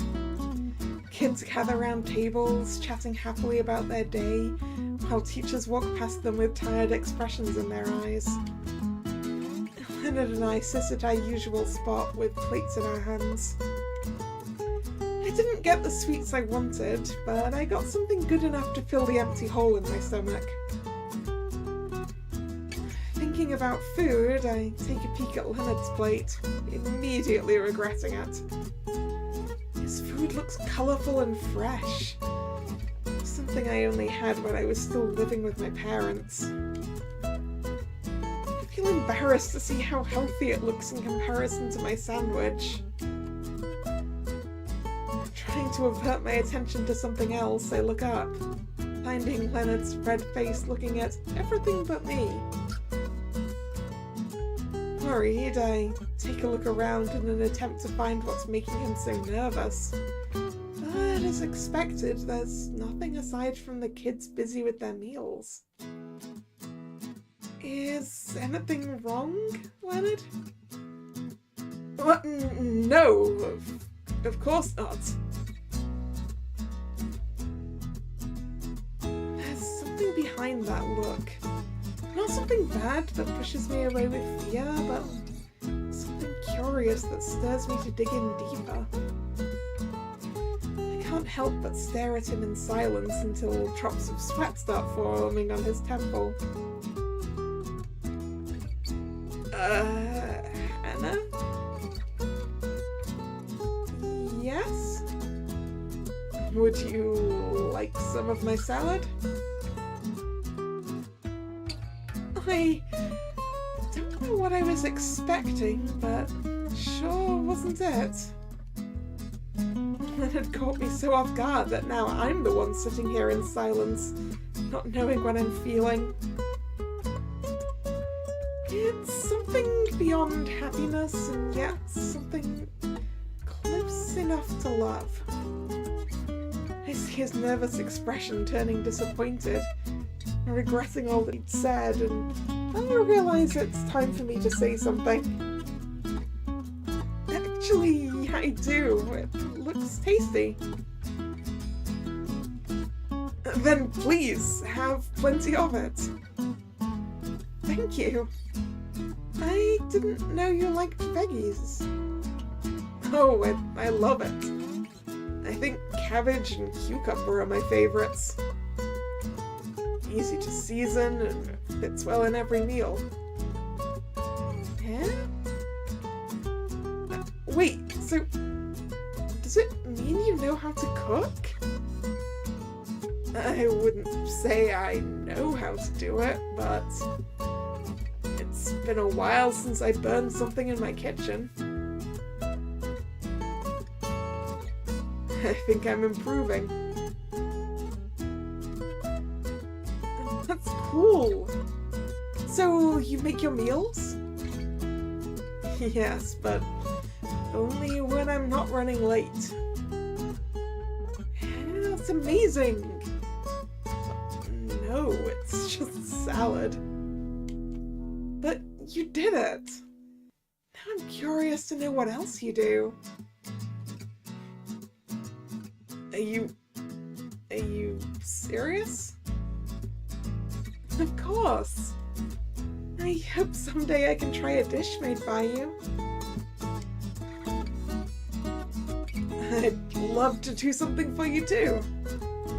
You can have dinner at my house. What's wrong? Nothing. I mean, I can bring you lunch next time. I swear I heard him saying house. Is something wrong with your house? What? No! It's just messy. I don't like others to see it. Mood. Oh, I get it. I'm the same sometimes. Yes. Then how about coming to my house? We can make dinner together. What? That sounds so sweet. I'd love to do it with you. It was so natural to invite him to my house that I didn't realize how personal it sounded. But it makes me happy that he accepted it just as naturally as I did. We keep the small talk from one bite and another, but that's all. I think we've turned this conversation into something we don't know how to deal with yet. But it doesn't worry me as it should. I think this means we just took the first step to know each other a little better now. Embarrassed, we turn our attention back to our food, trying not to choke on it until lunch is over. Aww. So awkward.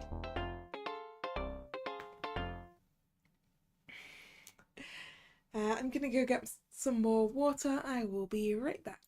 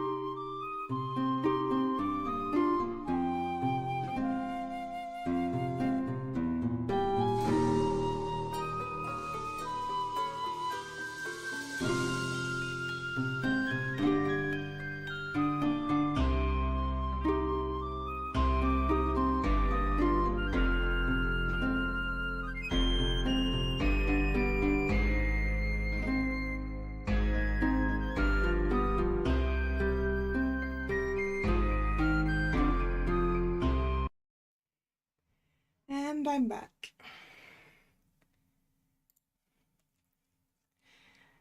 Another day, another sleepless night working on students' papers. I'm yawning in the lounge, watching the other teachers getting ready for their classes. In their faces, I see the same soulless stare I saw in the mirror when I got up this morning. The good thing about being a teacher is, no matter how hard the week has been, we all feel the same. Every morning feels like a rehab meeting before we head to class. Suddenly, we hear a few light knocks on the door, calling our souls back to our bodies to greet whoever is here to see us. Good morning, my dear teachers. Isn't it such a beautiful day?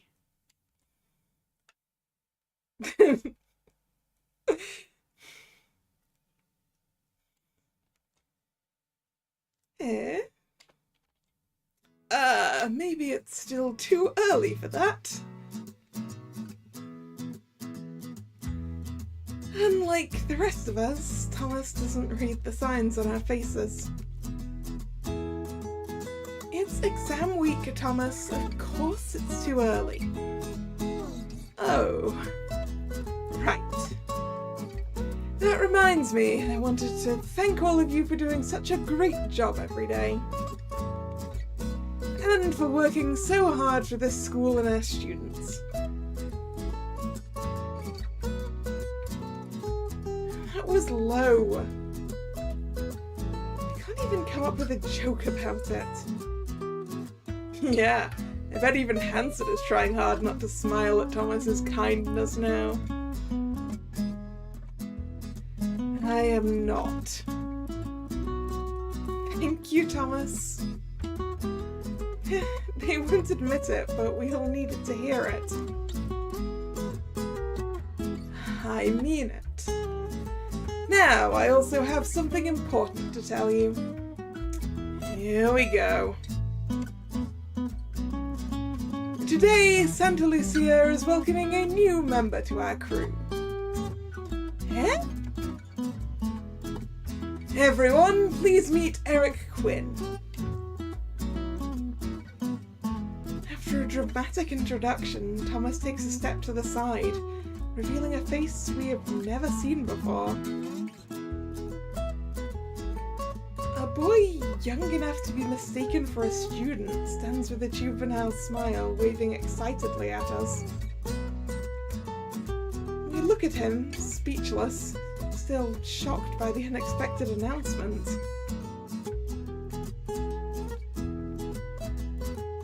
Good morning. It's a pleasure to meet you all. Like an angel that has never experienced pain, he sounds sweet and pure. For a moment, I feel bad to see such a young soul crossing the threshold into trauma and low wages. Oh, was that how everyone felt on my first day?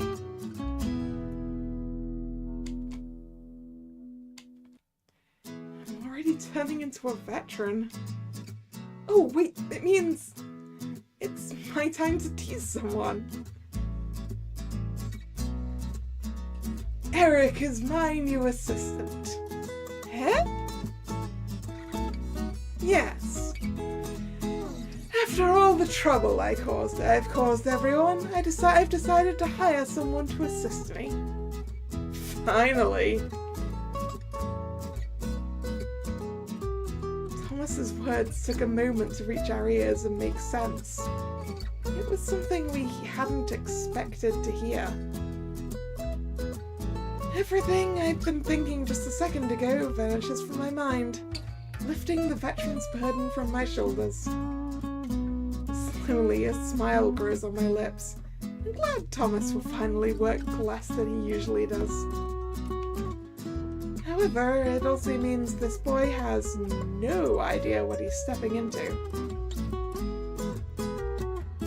Be careful not to let Thomas overwork you, Eric. This again? You always talk about me like I'm a monster. That's not it. But you always get yourself in trouble and force us to save you. Well, I'm human. I make mistakes. Again, be careful around his office, Eric. I'm not worried about that. I'm here to help, and so I'll do my best. I'm here to help, so I'll do my best to help however I can. Yeah? You sound like someone we know. Talking about it, Eric, you may want to meet Miss Faye. She's the youngest in our crew and the newest teacher at the school. I'm sure you two are going to get along. I'm looking forward to it. Miss Faye, it's a pleasure to finally meet you. What do you mean? Don't tell me people have been talking behind my back again. Oh no, I heard about you from college. Wait, what? Were we in the same course? Unfortunately not. But I remember seeing you a few times around the campus. And I think I've asked your help on a few times for my extra courses back then. This feels a bit embarrassing. I'm sorry for not remembering you. I'd be surprised if you did. Don't worry, I look a little different now. I see. But now I think we'll have enough time to get to know each other better. Right. Count on me for whatever you need. Thank you. I'll be in your care, Miss Vane. We introduce ourselves and talk a bit before the bell rings again. Meeting Eric helped us to stay awake and gave us a new topic to chat about on our break. I'm sure the boy is a little troubled on his first day, but I can feel that he's going to be a good addition to our team. My life as a teacher is getting more exciting.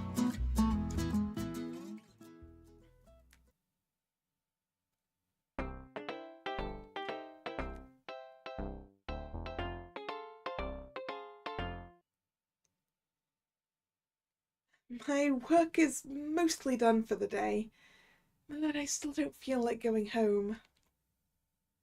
I should check the library. Maybe I'll find that old book I'm looking for. With that in mind, I follow my path down the halls.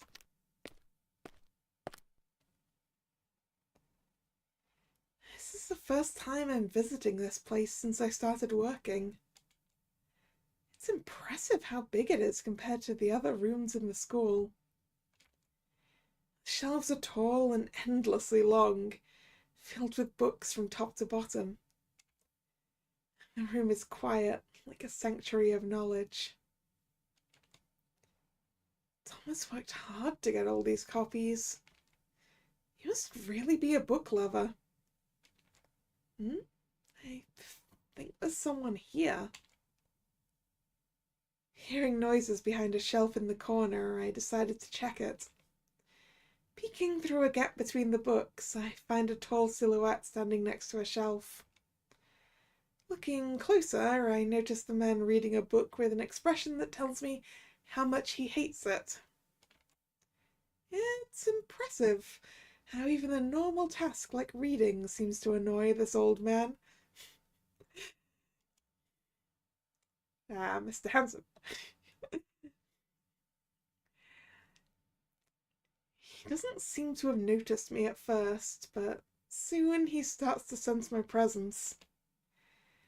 Like an animal feeling the enemy's gaze, the man turns his face in my direction, catching me off guard. Now I have no option but to greet him. Good evening, Mr. Hanson. Good evening. What are you doing here?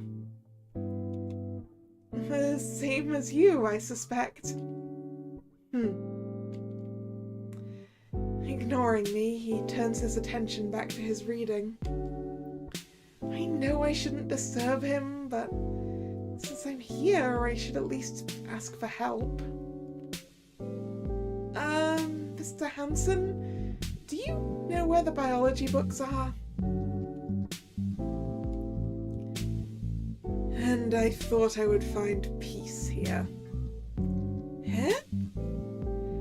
Can't you read? There's a section right here with a bold biology tag on it. Thank you, sir. Don't look at me like that.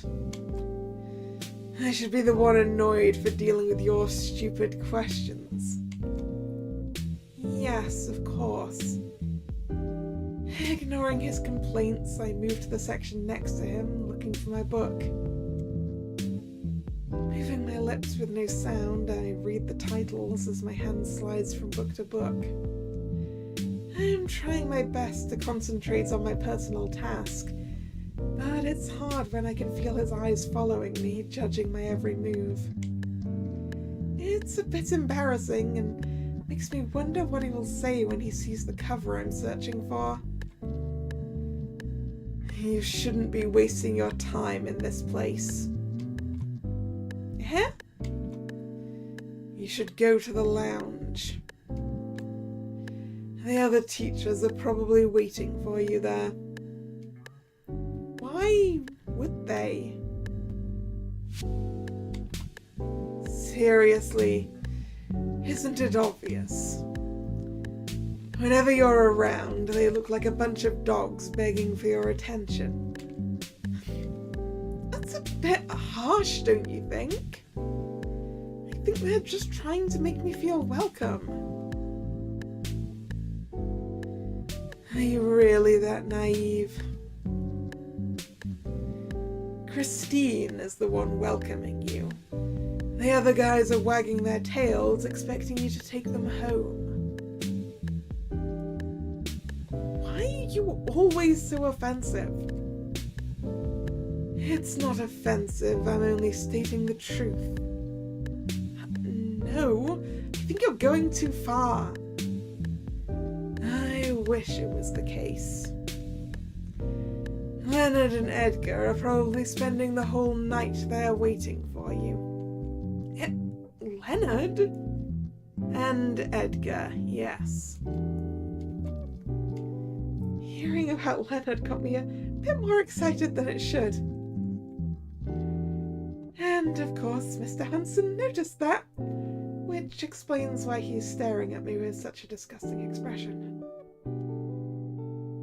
Leonard seems to be trying hard to look pleasant to you, which has been very annoying to me.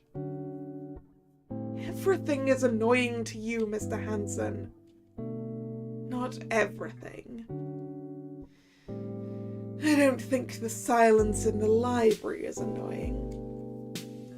I get it, you want me to shut up. Now, I also don't think you are annoying.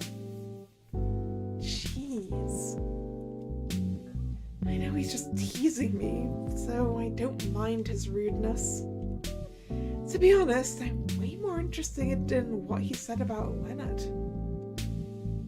If I go to the lounge, would he be waiting for me? And what would I do if he was there? Would I sit by his side and talk about our day?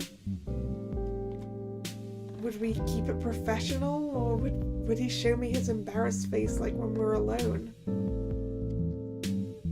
I don't know why, but this thought alone is enough to make me smile. Leonard is quite young and inexperienced.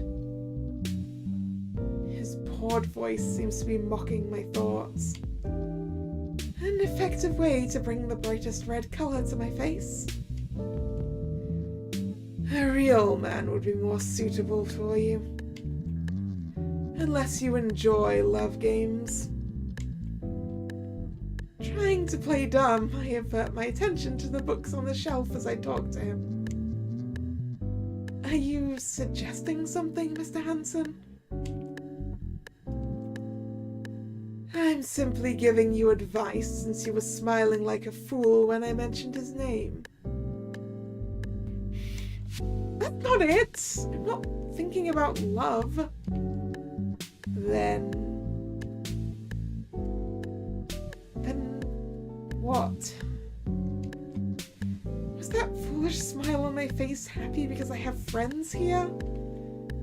I could say that, but it doesn't make sense when I think that I didn't react the same way when I heard Edgar's name. I know it's not love, but I don't understand why hearing about him gave me such high expectations for a second. What am I feeling? Just be careful, Miss Vane.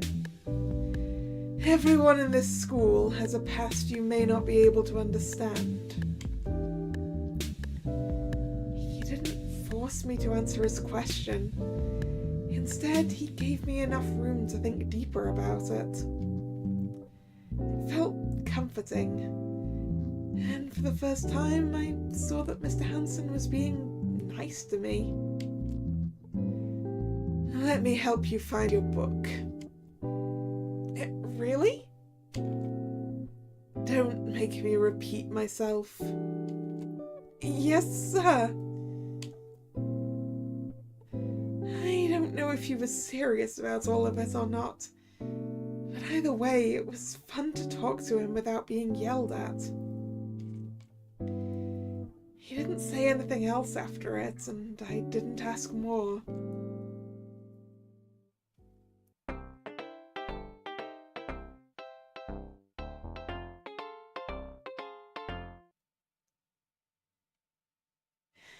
The afternoon class is over. The kids have left the room, but I'm still here, reflecting on the day's events. My students are showing interest in the subject, and I think I've found the right way to deal with minor problems now. I've also improved a lot at controlling my feelings and learning to respect my pace. I'm glad to have gone through all my internal struggles in the past months, only to be here now, watching my life get better. 3 knocks on the door pull me out of my thoughts. Quickly, I fix my posture and turn my head to my left, wondering if a student forgot something. My eyes widen in surprise to see Leonard standing in the doorway, with a shy smile and nervous hands scratching his cheek. I don't know why he's here or what he may need from me, but it doesn't matter. Seeing his face is enough to make a smile bloom slowly on my lips. Hey there! Hi. I'm sorry to bother you. It's not a bother, I was just here thinking. Did something happen? No? Then are you worried about something? No, that's not it. I think I was too blunt in my answer. He is probably worried about my thoughts now.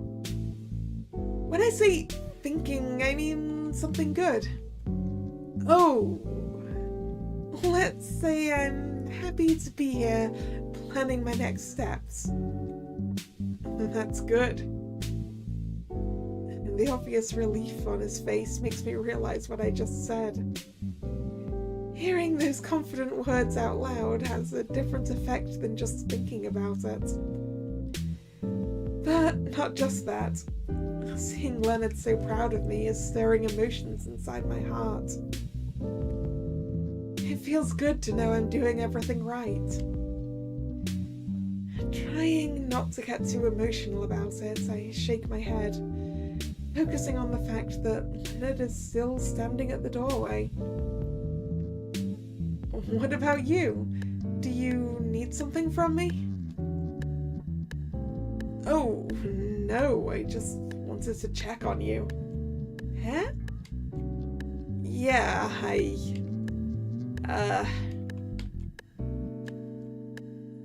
sorry, I didn't think enough about this. What do you mean? You can say I'm doing this on everyone's behalf. From my seat, I can see the corner of his lips trembling, as if he's holding back the urge to curse himself. It's not clear to me what he's trying to say, but I know nothing he planned is working the way he wanted. Taking a deep breath and giving up on pretending, Leonard allows his body to relax a bit. They told me to come up with an excuse, but I couldn't do it. So, we're kind of worried. Worried about what? You. You know, you've been working a lot lately. Even Hansen was questioning it. Oh. I think I didn't notice it. Well, I did. And I was wondering if you're feeling alright? The worrying words, his slightly sullen face, and a situation I didn't expect to be in. Everything is happening at once. Too fast for my heart to understand why sparks are burning in my chest. Leonard wasn't trying to be polite and make me feel good. He was as honest as I've ever seen him before. The shock had me stuck to my seat with my mouth open, but nothing to tell him. I think the silence lengthening started to bother him. So he looked at me for answers, but my face only made him remember his own words. I was wondering if you're feeling alright. Panic filled his eyes and his mouth opened and closed so many times, without words to explain his mind. Leonard is an awkward mess, and I think that's what makes him so easy to approach. Maybe we were just overthinking. This time he made sure to put some emphasis on we to make it clear he was not lying to me.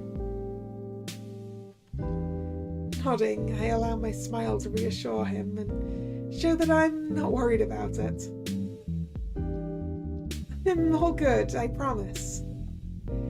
To be honest, I was working on myself here. Oh. I wanted to learn more so I'd get better at my job. I just didn't realize I was overdoing it. I understand your point, Hannah, but make sure you take breaks. You need to be healthy if you want to grow stronger. Yeah. Then why don't you help me here? Yeah? Yeah, come talk to me. Having you around will put my mind away from work a bit.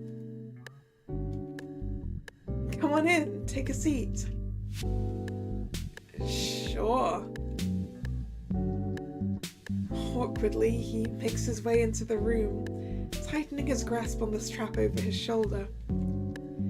Leonard sits in the chair in front of me, resting his bag over the desk and turning his gaze to his hands above it.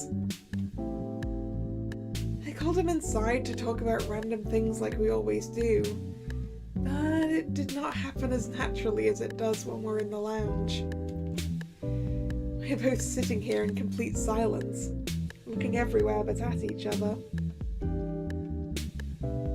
I don't have much to say, and Leonard didn't come here prepared to stay longer than 5 minutes. Thinking about it all together is making my hands sweaty. Silence shouldn't be a problem anymore. I've been alone with Mr. Hansen so many times, and I know how comfortable his silence is. Mark Marcus doesn't talk much either. Sometimes when we're alone, I'm the one who starts a conversation. Though, aren't as nerve-wracking as this. Why am I so nervous? For a moment, I thought this situation was about to turn into an awkward disaster because I couldn't stop thinking about how to make it better. But then, for 1,000th second, I land my gaze on Leonard at the same time he looks at me. We both retreat almost instantly. That's when I start to pay attention to it. His cheeks are red and his eyes are holding a haze of confusion. For a moment, a very short moment, it crosses my mind that he looks exactly like a newly transferred student. Awkward, worried, wishing not to cause a bad impression. And for some reason, it also reminds me of that day when he suggested watching me working in class. That burning feeling in my stomach rose to my face. I try to hold up my breath in an attempt to keep a serious face, but it only makes it worse. Leonard seems to understand the situation and think about the same thing I'm thinking. He looks away, but it's not enough to hide the vivid colour shining on his skin. I used to sit in this same spot before. What? I mean, when I was a child, you know. I used to sit in front of my teachers. Oh. He talked about it so randomly that it took me a moment to understand it. Obviously, he was trying to change topics and break us free from the awkward tension in the room. Surprisingly, this clumsy attempt works. Now I'm here, smiling as I imagine little Leonard paying attention to his teacher's teachings. It's funny how it doesn't surprise me. It kind of suits you. You look like you were a good student. Yeah, kinda. I mean, I always tried to be the best, but I always ended up with the average. The average on most things. Leonard looks around, scanning every seat in the room. On his face, a nostalgic cold smile rests on his lips, making me wonder what kind of memory he's seeing. School wasn't easy for me. I felt like I was different from the other kids. I couldn't fit in anywhere, so my only choice was to sit at this spot and try to get the teacher's attention to me. His statement leaves no doubts about how reclusive he should have been as a child. Something I understand too well. To show him sympathy, I decided to talk a bit too.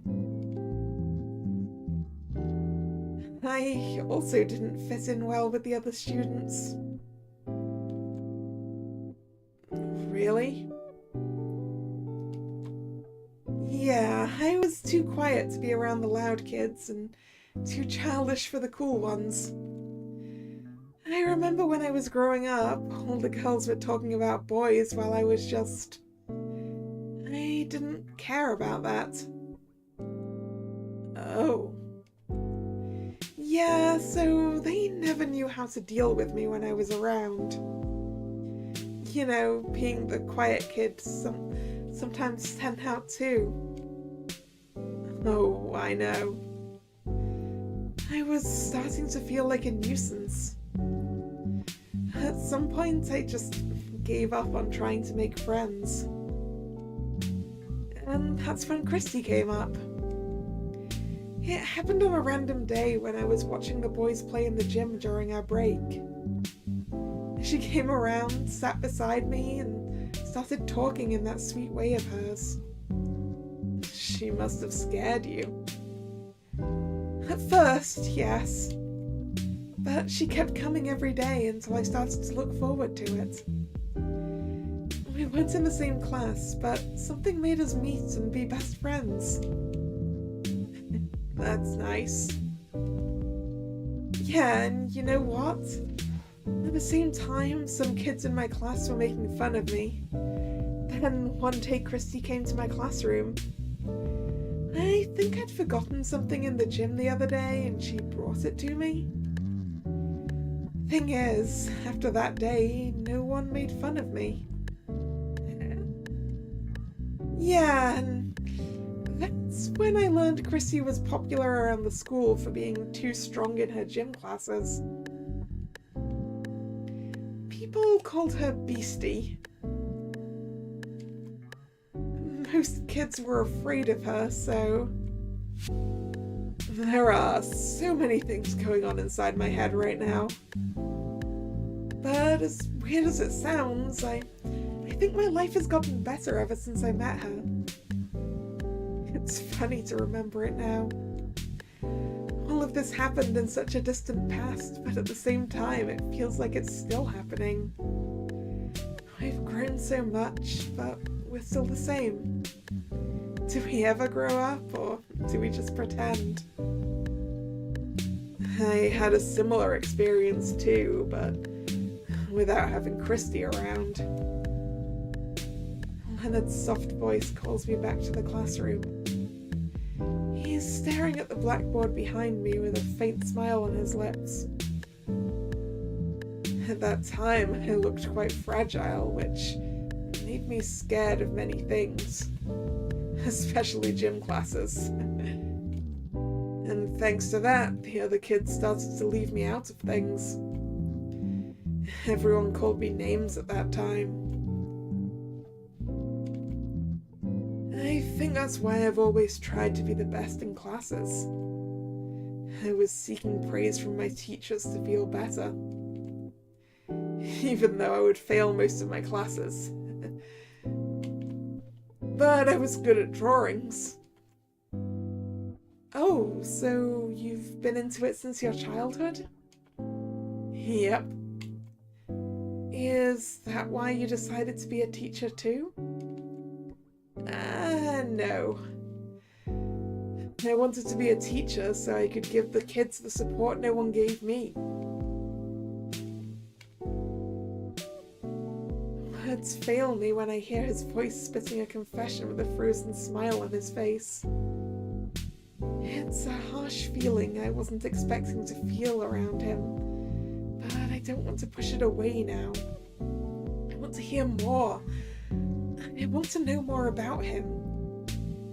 Trying not to scare him, I wait silently, showing that I understand the weight of those words. It takes him some time to work up the courage to proceed, but he doesn't give up on it. My father didn't like my drawings. He always said it was a waste of time. Hearing something like that when you're a child can impact your mind, you know. Of course. And it hits harder when you're a kid trying to impress everyone. It didn't make me stop drawing, but I always tried my best to push it away. I wanted to stop doing it, and I'm sure my father knew it too. He takes a pause, not too short, not too long, but enough to help him absorb the memories behind his eyes. I was still at a very young age when my father forced me to work at his office. What? Yeah, I think he was trying to make sure I wouldn't fail in life if I had some job experience. You didn't go against it? No, not even once. I was telling myself it would be good for me since I didn't know what to do with my life. My father wants to help me. I repeated it every day. No matter how much I hate it, it's the best for me. Then he passed away. Oh. I'm sorry.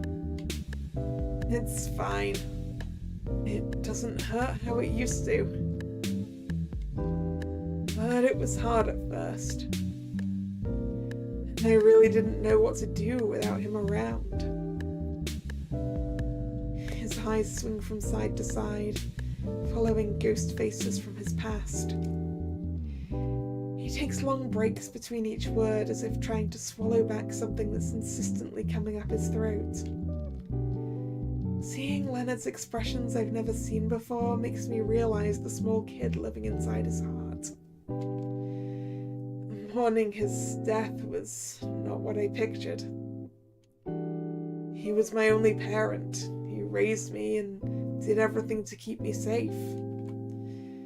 I should be inconsolable at that time, but I only felt stuck between guilty and freedom. Was I a monster for being relieved about it?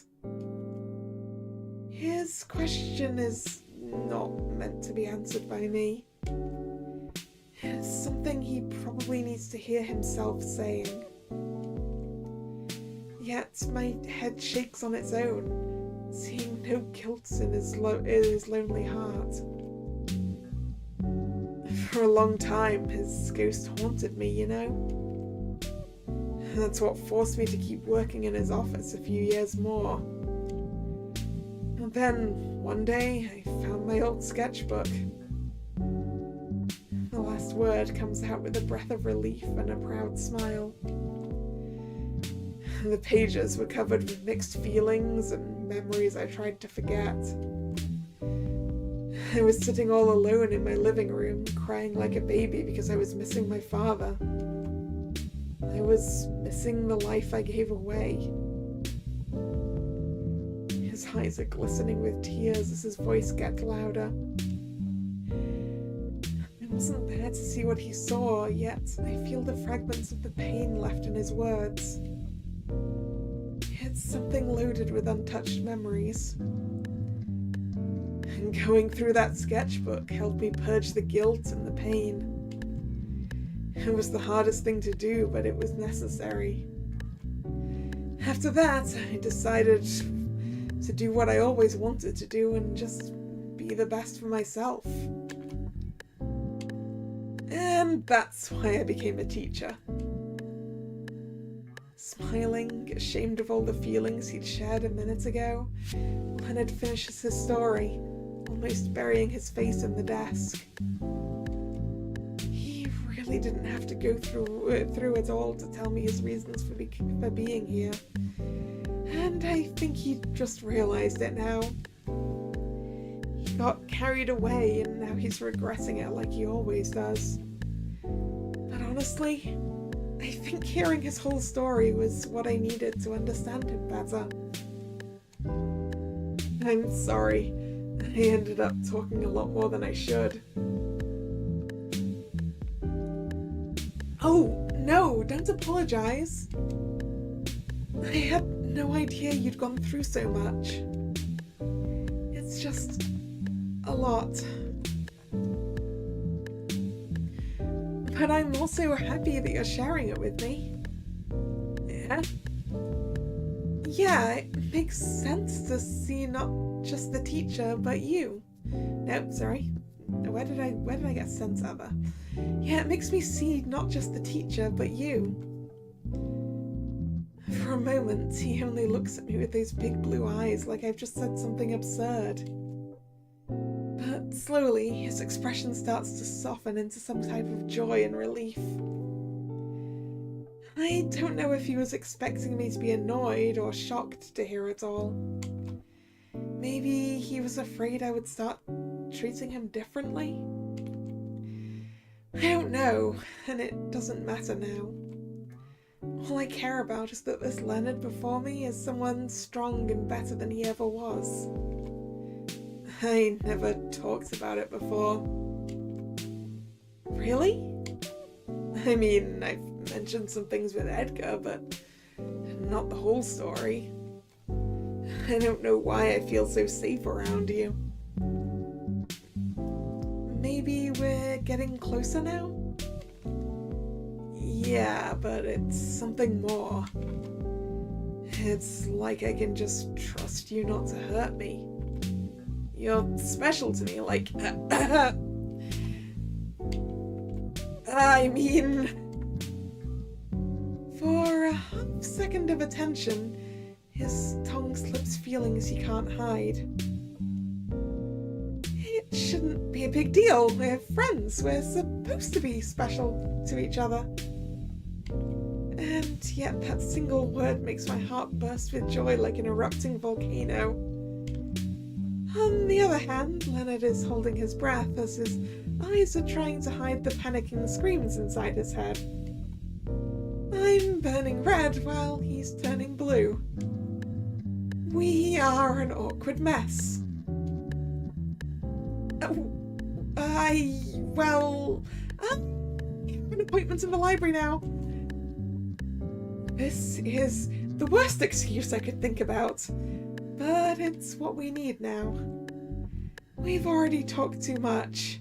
Maybe it would be good to take some time to cool our feelings. Okay, I have to go too. I don't know if he was thinking the same, but I'm glad he agreed. Stumbling over his chair, he stands up, grabbing his bag. Then, see you later. Yeah. See you.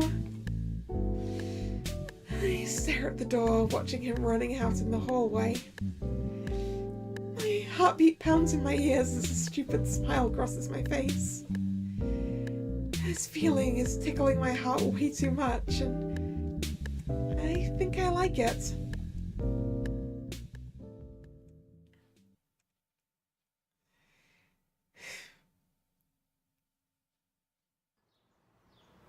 Saturday afternoon. The sun is setting behind the buildings. The streets are nothing like they are on weekdays, and the roads almost have no cars passing by. Some people walk with friends into pubs, others sitting on benches watching the birds. And I'm here, walking back home with arms full of groceries. Earlier today, I decided to make something different to escape my routine. Instead of ordering the same pizza from the same place, I'm going to make a fresh dinner and watch my favourite show. It's not like me to make decisions without planning, especially something like this. But somehow it made me feel happy. It's always strange to trade reckless habits for healthy ones. I can't pretend it doesn't make me feel a bit old and bored. But it can also be enjoyable. Thinking about it now, these kinds of changes are becoming more frequent in my life lately. I'm young, but it doesn't mean I have the same patience for parties as I did a few years ago. Nowadays, I just want to chill and eat something good, and I don't feel guilty at all. Laughing at my own thoughts, I follow the path under a gentle orange sun. I am taking my time to appreciate a slow walk as I look at the shops around. My eyes hop from place to place until they finally land on a window, forcing me to stop in my tracks. Surprise turns to embarrassment. I don't even know what they're selling there. I can't really see it. What's calling my eyes is the reflection looking at me. I think he's just a few steps away from me, but he's also stuck in place like I am. I turn my head, our eyes finally meet. I think this is the first time I've seen him outside of the school environment. There's nothing different about us, but somehow it's not the same. Hey! The words tumble from his lips without changing the expression on his face. I think his brain told him to act, but he still doesn't know how. Is he thinking the same as I am? Is he feeling the same? Maybe I'm thinking too much. But I can't help wondering now we're all alone here. What can happen when no one is looking? I didn't expect to see you today. Yeah, same. For an instant, I see the dazed look in his eyes turn to fright.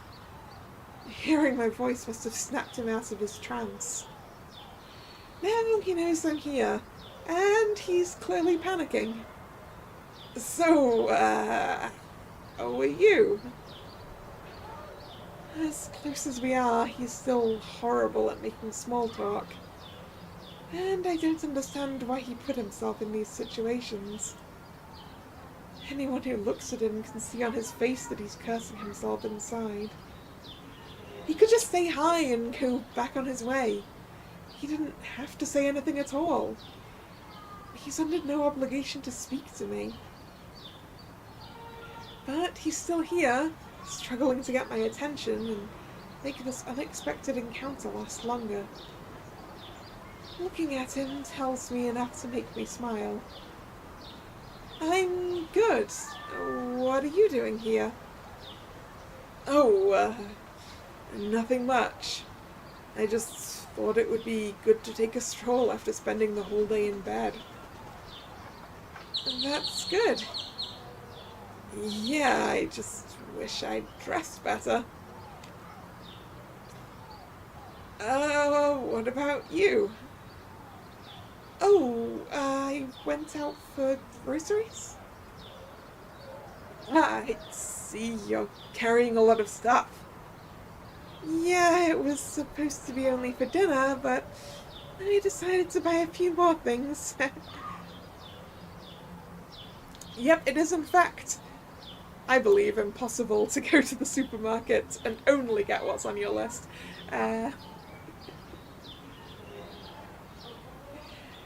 The number of times I've gone in a supermarket and gone, I only need a couple of things, I don't need a basket. Bad decision, bad decision. Then I'm just like juggling far too many things in my hands.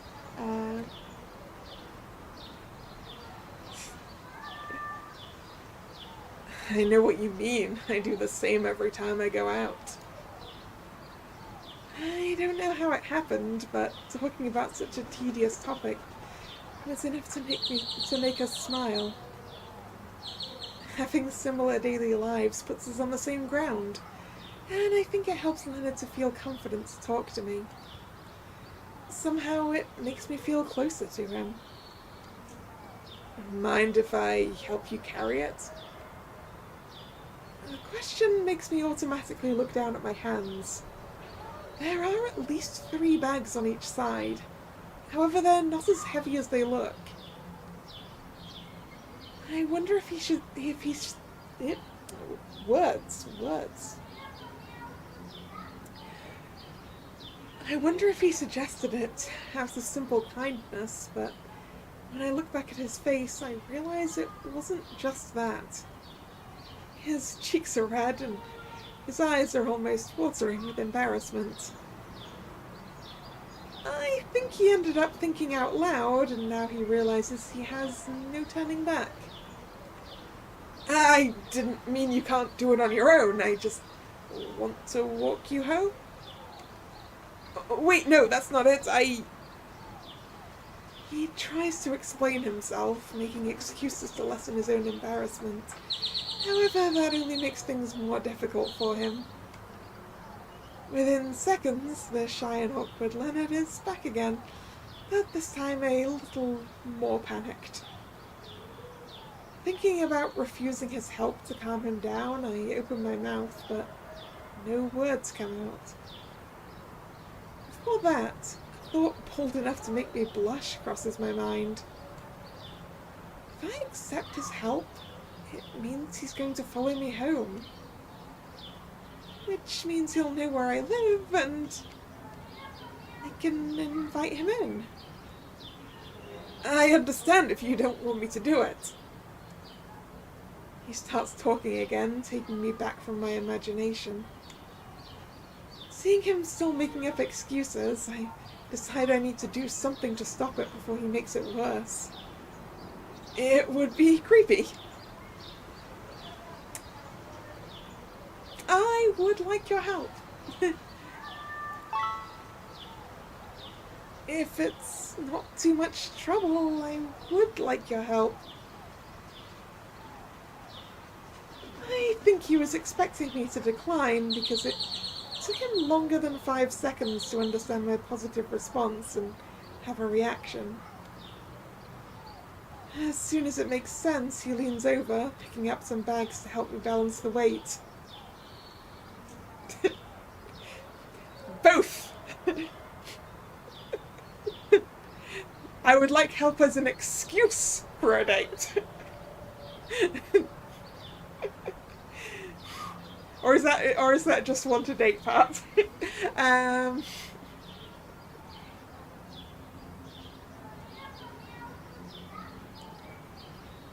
don't know what I'm doing, but I know I want to spend more time with him right now. Shall we go? Seeing Leonard talking shyly yet cheerfully after exploding into a panic mess brings a smile to my face. It's almost like watching the sky opening after a storm. It makes me happy to know that my words have such an effect on him because I like it better when he smiles. Nodding, I walk by his side, showing him the way to my house.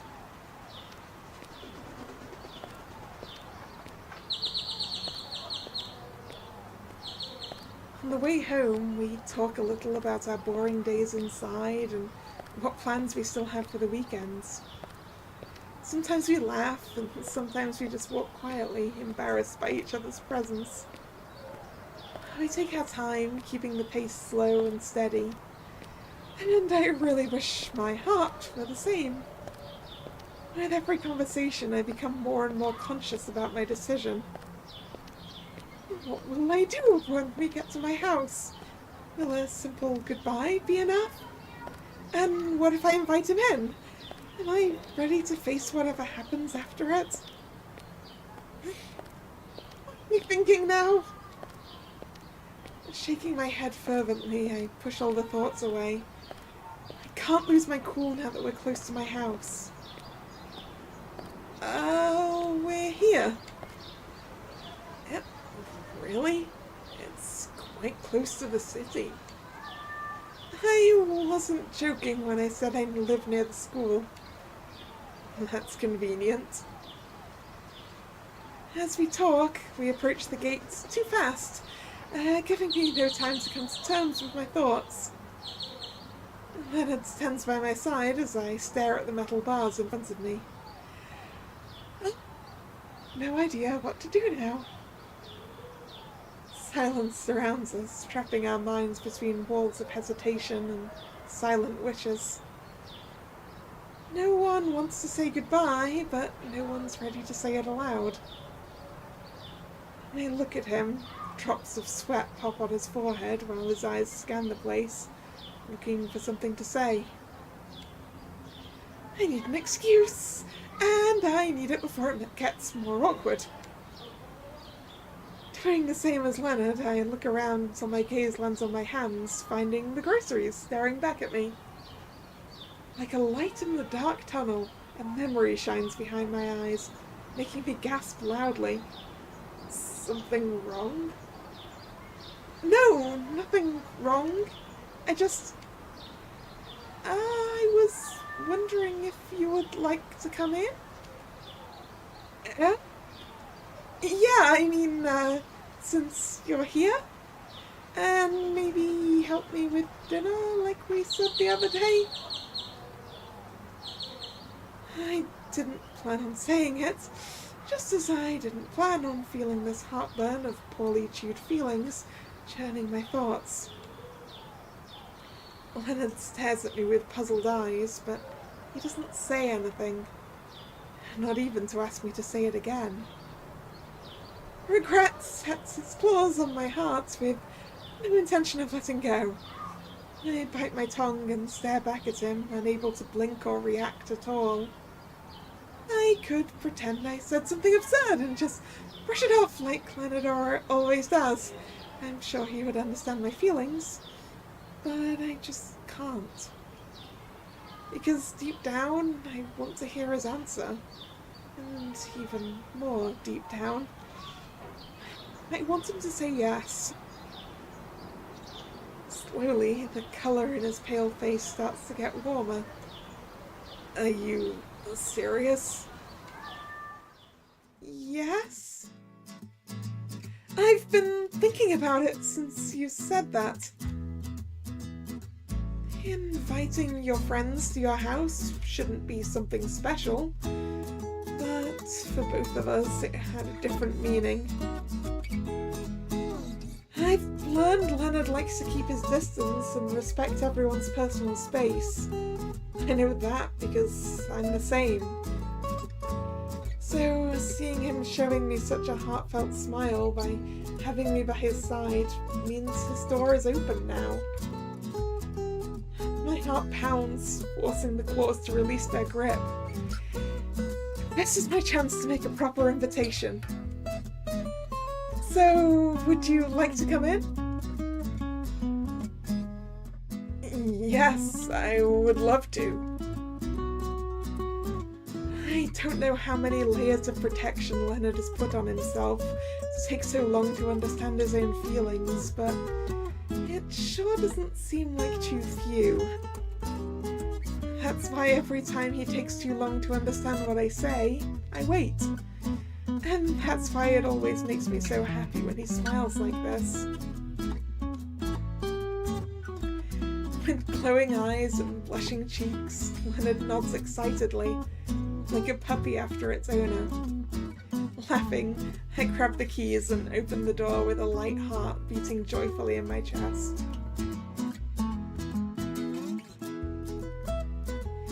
After breaking through the barrier of awkwardness and shyness, we finally walk into the house. Having come through an embarrassing situation together certainly brought us closer and lessened the nervousness haunting our thoughts. Showing him the entrance, I lead Leonard through the living room until we reach the kitchen next door.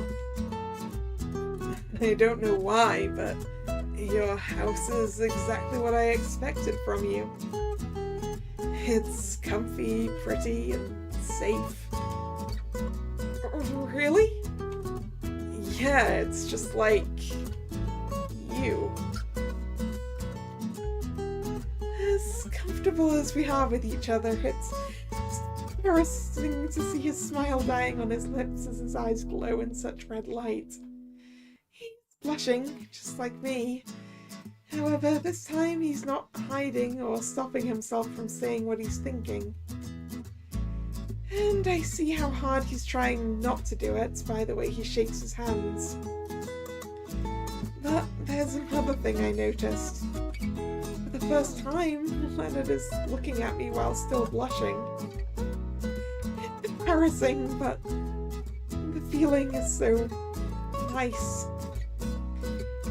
This time, I'm the one forced to turn away and run from this feeling overflowing my chest. Let's put the bags on the table. Of course. I don't want the same scene from before to repeat itself now and ruin everything for us. Quickly and unceremoniously, the two of us enter the kitchen taking different positions. Leonard sorts the ingredients for tonight on the table while I place the rest in the cabinet. Were you planning to do pasta? Hearing his confused voice, I quickly look back. Behind the counter in the center, he stares at the back of a packet with a curious expression on his face. Yep, it's been a while since I did some. And I really can't remember the last time I ate it. Okay, so you got pasta, tomatoes, what about meat? Eh? What? Don't tell me you plan to eat pasta without meatballs. Oh, you did? That's not it, I just... Yes? It's kind of embarrassing to say it, but I don't know how to do that. Oh. My face is burning again. Why is he so quiet now? Would it be okay if I teach you? I mean, it's okay if you don't want it. Pasta is fine by just being pasta, but I thought it would be cool. I want that. The meat is in the fridge. Okay. In sync, we both turn our backs to each other, facing the different doors and making no moves. Usually, duos are made up of a shy person and an extroverted one. That's what keeps the balance. Keeping this line of thought, when a duo with two equal personalities is born, does it mean we're creating instability? That's the only explanation I have for the awkwardness that keeps happening with us. Can we make it worse? Thinking about it, I hear Leonard opening the fridge and I decide to go back to work. If I don't do something about my feelings now, I don't think I'll be able to make this dinner happen the way we planned.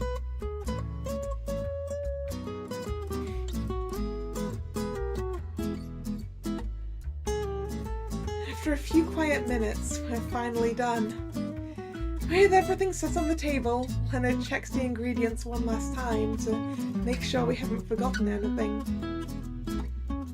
Pasta, tomatoes, meat, milk, eggs, onion, parsley, salt, pepper, and...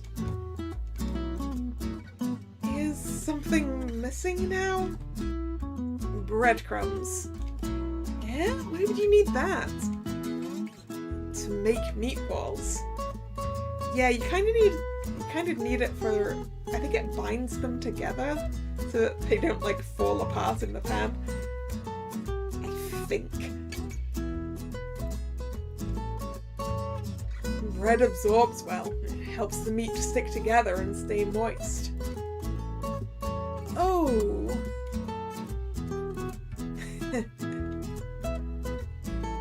What? You look like this information just changed your life. It did! I've never thought about it before. I really would mess it up if I tried doing it by myself. I'm glad to be here. I'm glad too, I wanted to say. But instead, only a sincere smile crossed my lips. Turning around, I help him with the crumbs before moving on to the next stage. With that part finally out of the way, Leonard and I split into two positions. I'm taking care of the pasta while he has the meatballs ready. It was a mutual decision, and the best one we've done thus far. But even if we're on different tasks, we didn't stop talking. Quite the opposite. While Leonard mixed the ingredients on the table, he told me old stories. Things about the teachers and all the times Edgar got him into trouble. There were times he would laugh, times he would sulk, even times he would scream. All of this without forgetting to teach me how to make meatballs. The kitchen was loud with my questions, his instructions, and our silly conversations in between. Something that hasn't happened in a long time. For a moment, I was so comfortable with his presence that it felt like he'd been living with me for months. It was a strange but comfortable feeling. I take a look at the pot on my right. The noodles are almost finished cooking. I turn back, finding him taking pieces of the mixture in his hand and making small round shapes in his hand. Now we're gonna fry it a bit, enough to seal the meat. And then we let it cook in the tomato sauce. Really? I thought we should only add the sauce to the pasta. You can do that. but it won't be juicy like meat is supposed to be. Okay, I'm taking notes.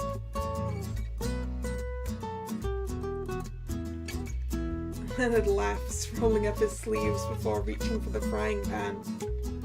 From behind, I watch Leonard check the oil and make a grimace when a few drops spit out at his skin. Luckily, he doesn't get burned. 1, 2, 3, 4. One by one, the meatballs are placed in the hot oil. Soon, the frying sound fills the room, bringing out the sweet aroma around us. I really hope I don't mess it up now, Leonard whispers as he turns the meat with a fork. I pretend not to hear it, but I can't hide the smile on my face. He's still thinking about it, thinking about me. And it's kind of funny because all this time I'm also thinking about him. Curiously, I lean over to watch his work from his shoulder. Oh, it looks so good! The smell is making me hungry. That's good to hear. How is it on your side? I think it's done. I'm going to drain the water now. Alright. And I'll add the sauce and let it cook for a moment. Okay. Nodding to each other, we turned our backs one last time. It's time to finish it up.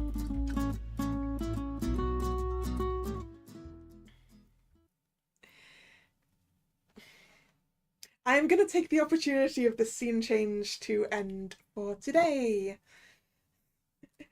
So we don't go too late. I'm tired. If you're new here and you've enjoyed your time, please consider subscribing to the channel.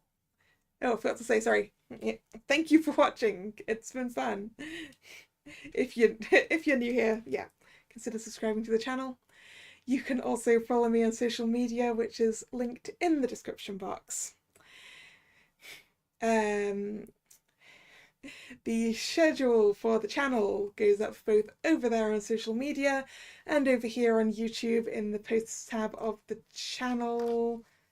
I didn't forget to do it this week, did I? Why do I always suddenly get the feeling on a Monday when I'm saying that I forgot? No, I didn't forget. It's fine. The next scheduled stream is Wednesday, 7 PM for some more Pokemon Legends ZA. So I hope to see you then or another time. Once again, thank you very much for coming. And this is Kalla signing out. See ya. Bye bye.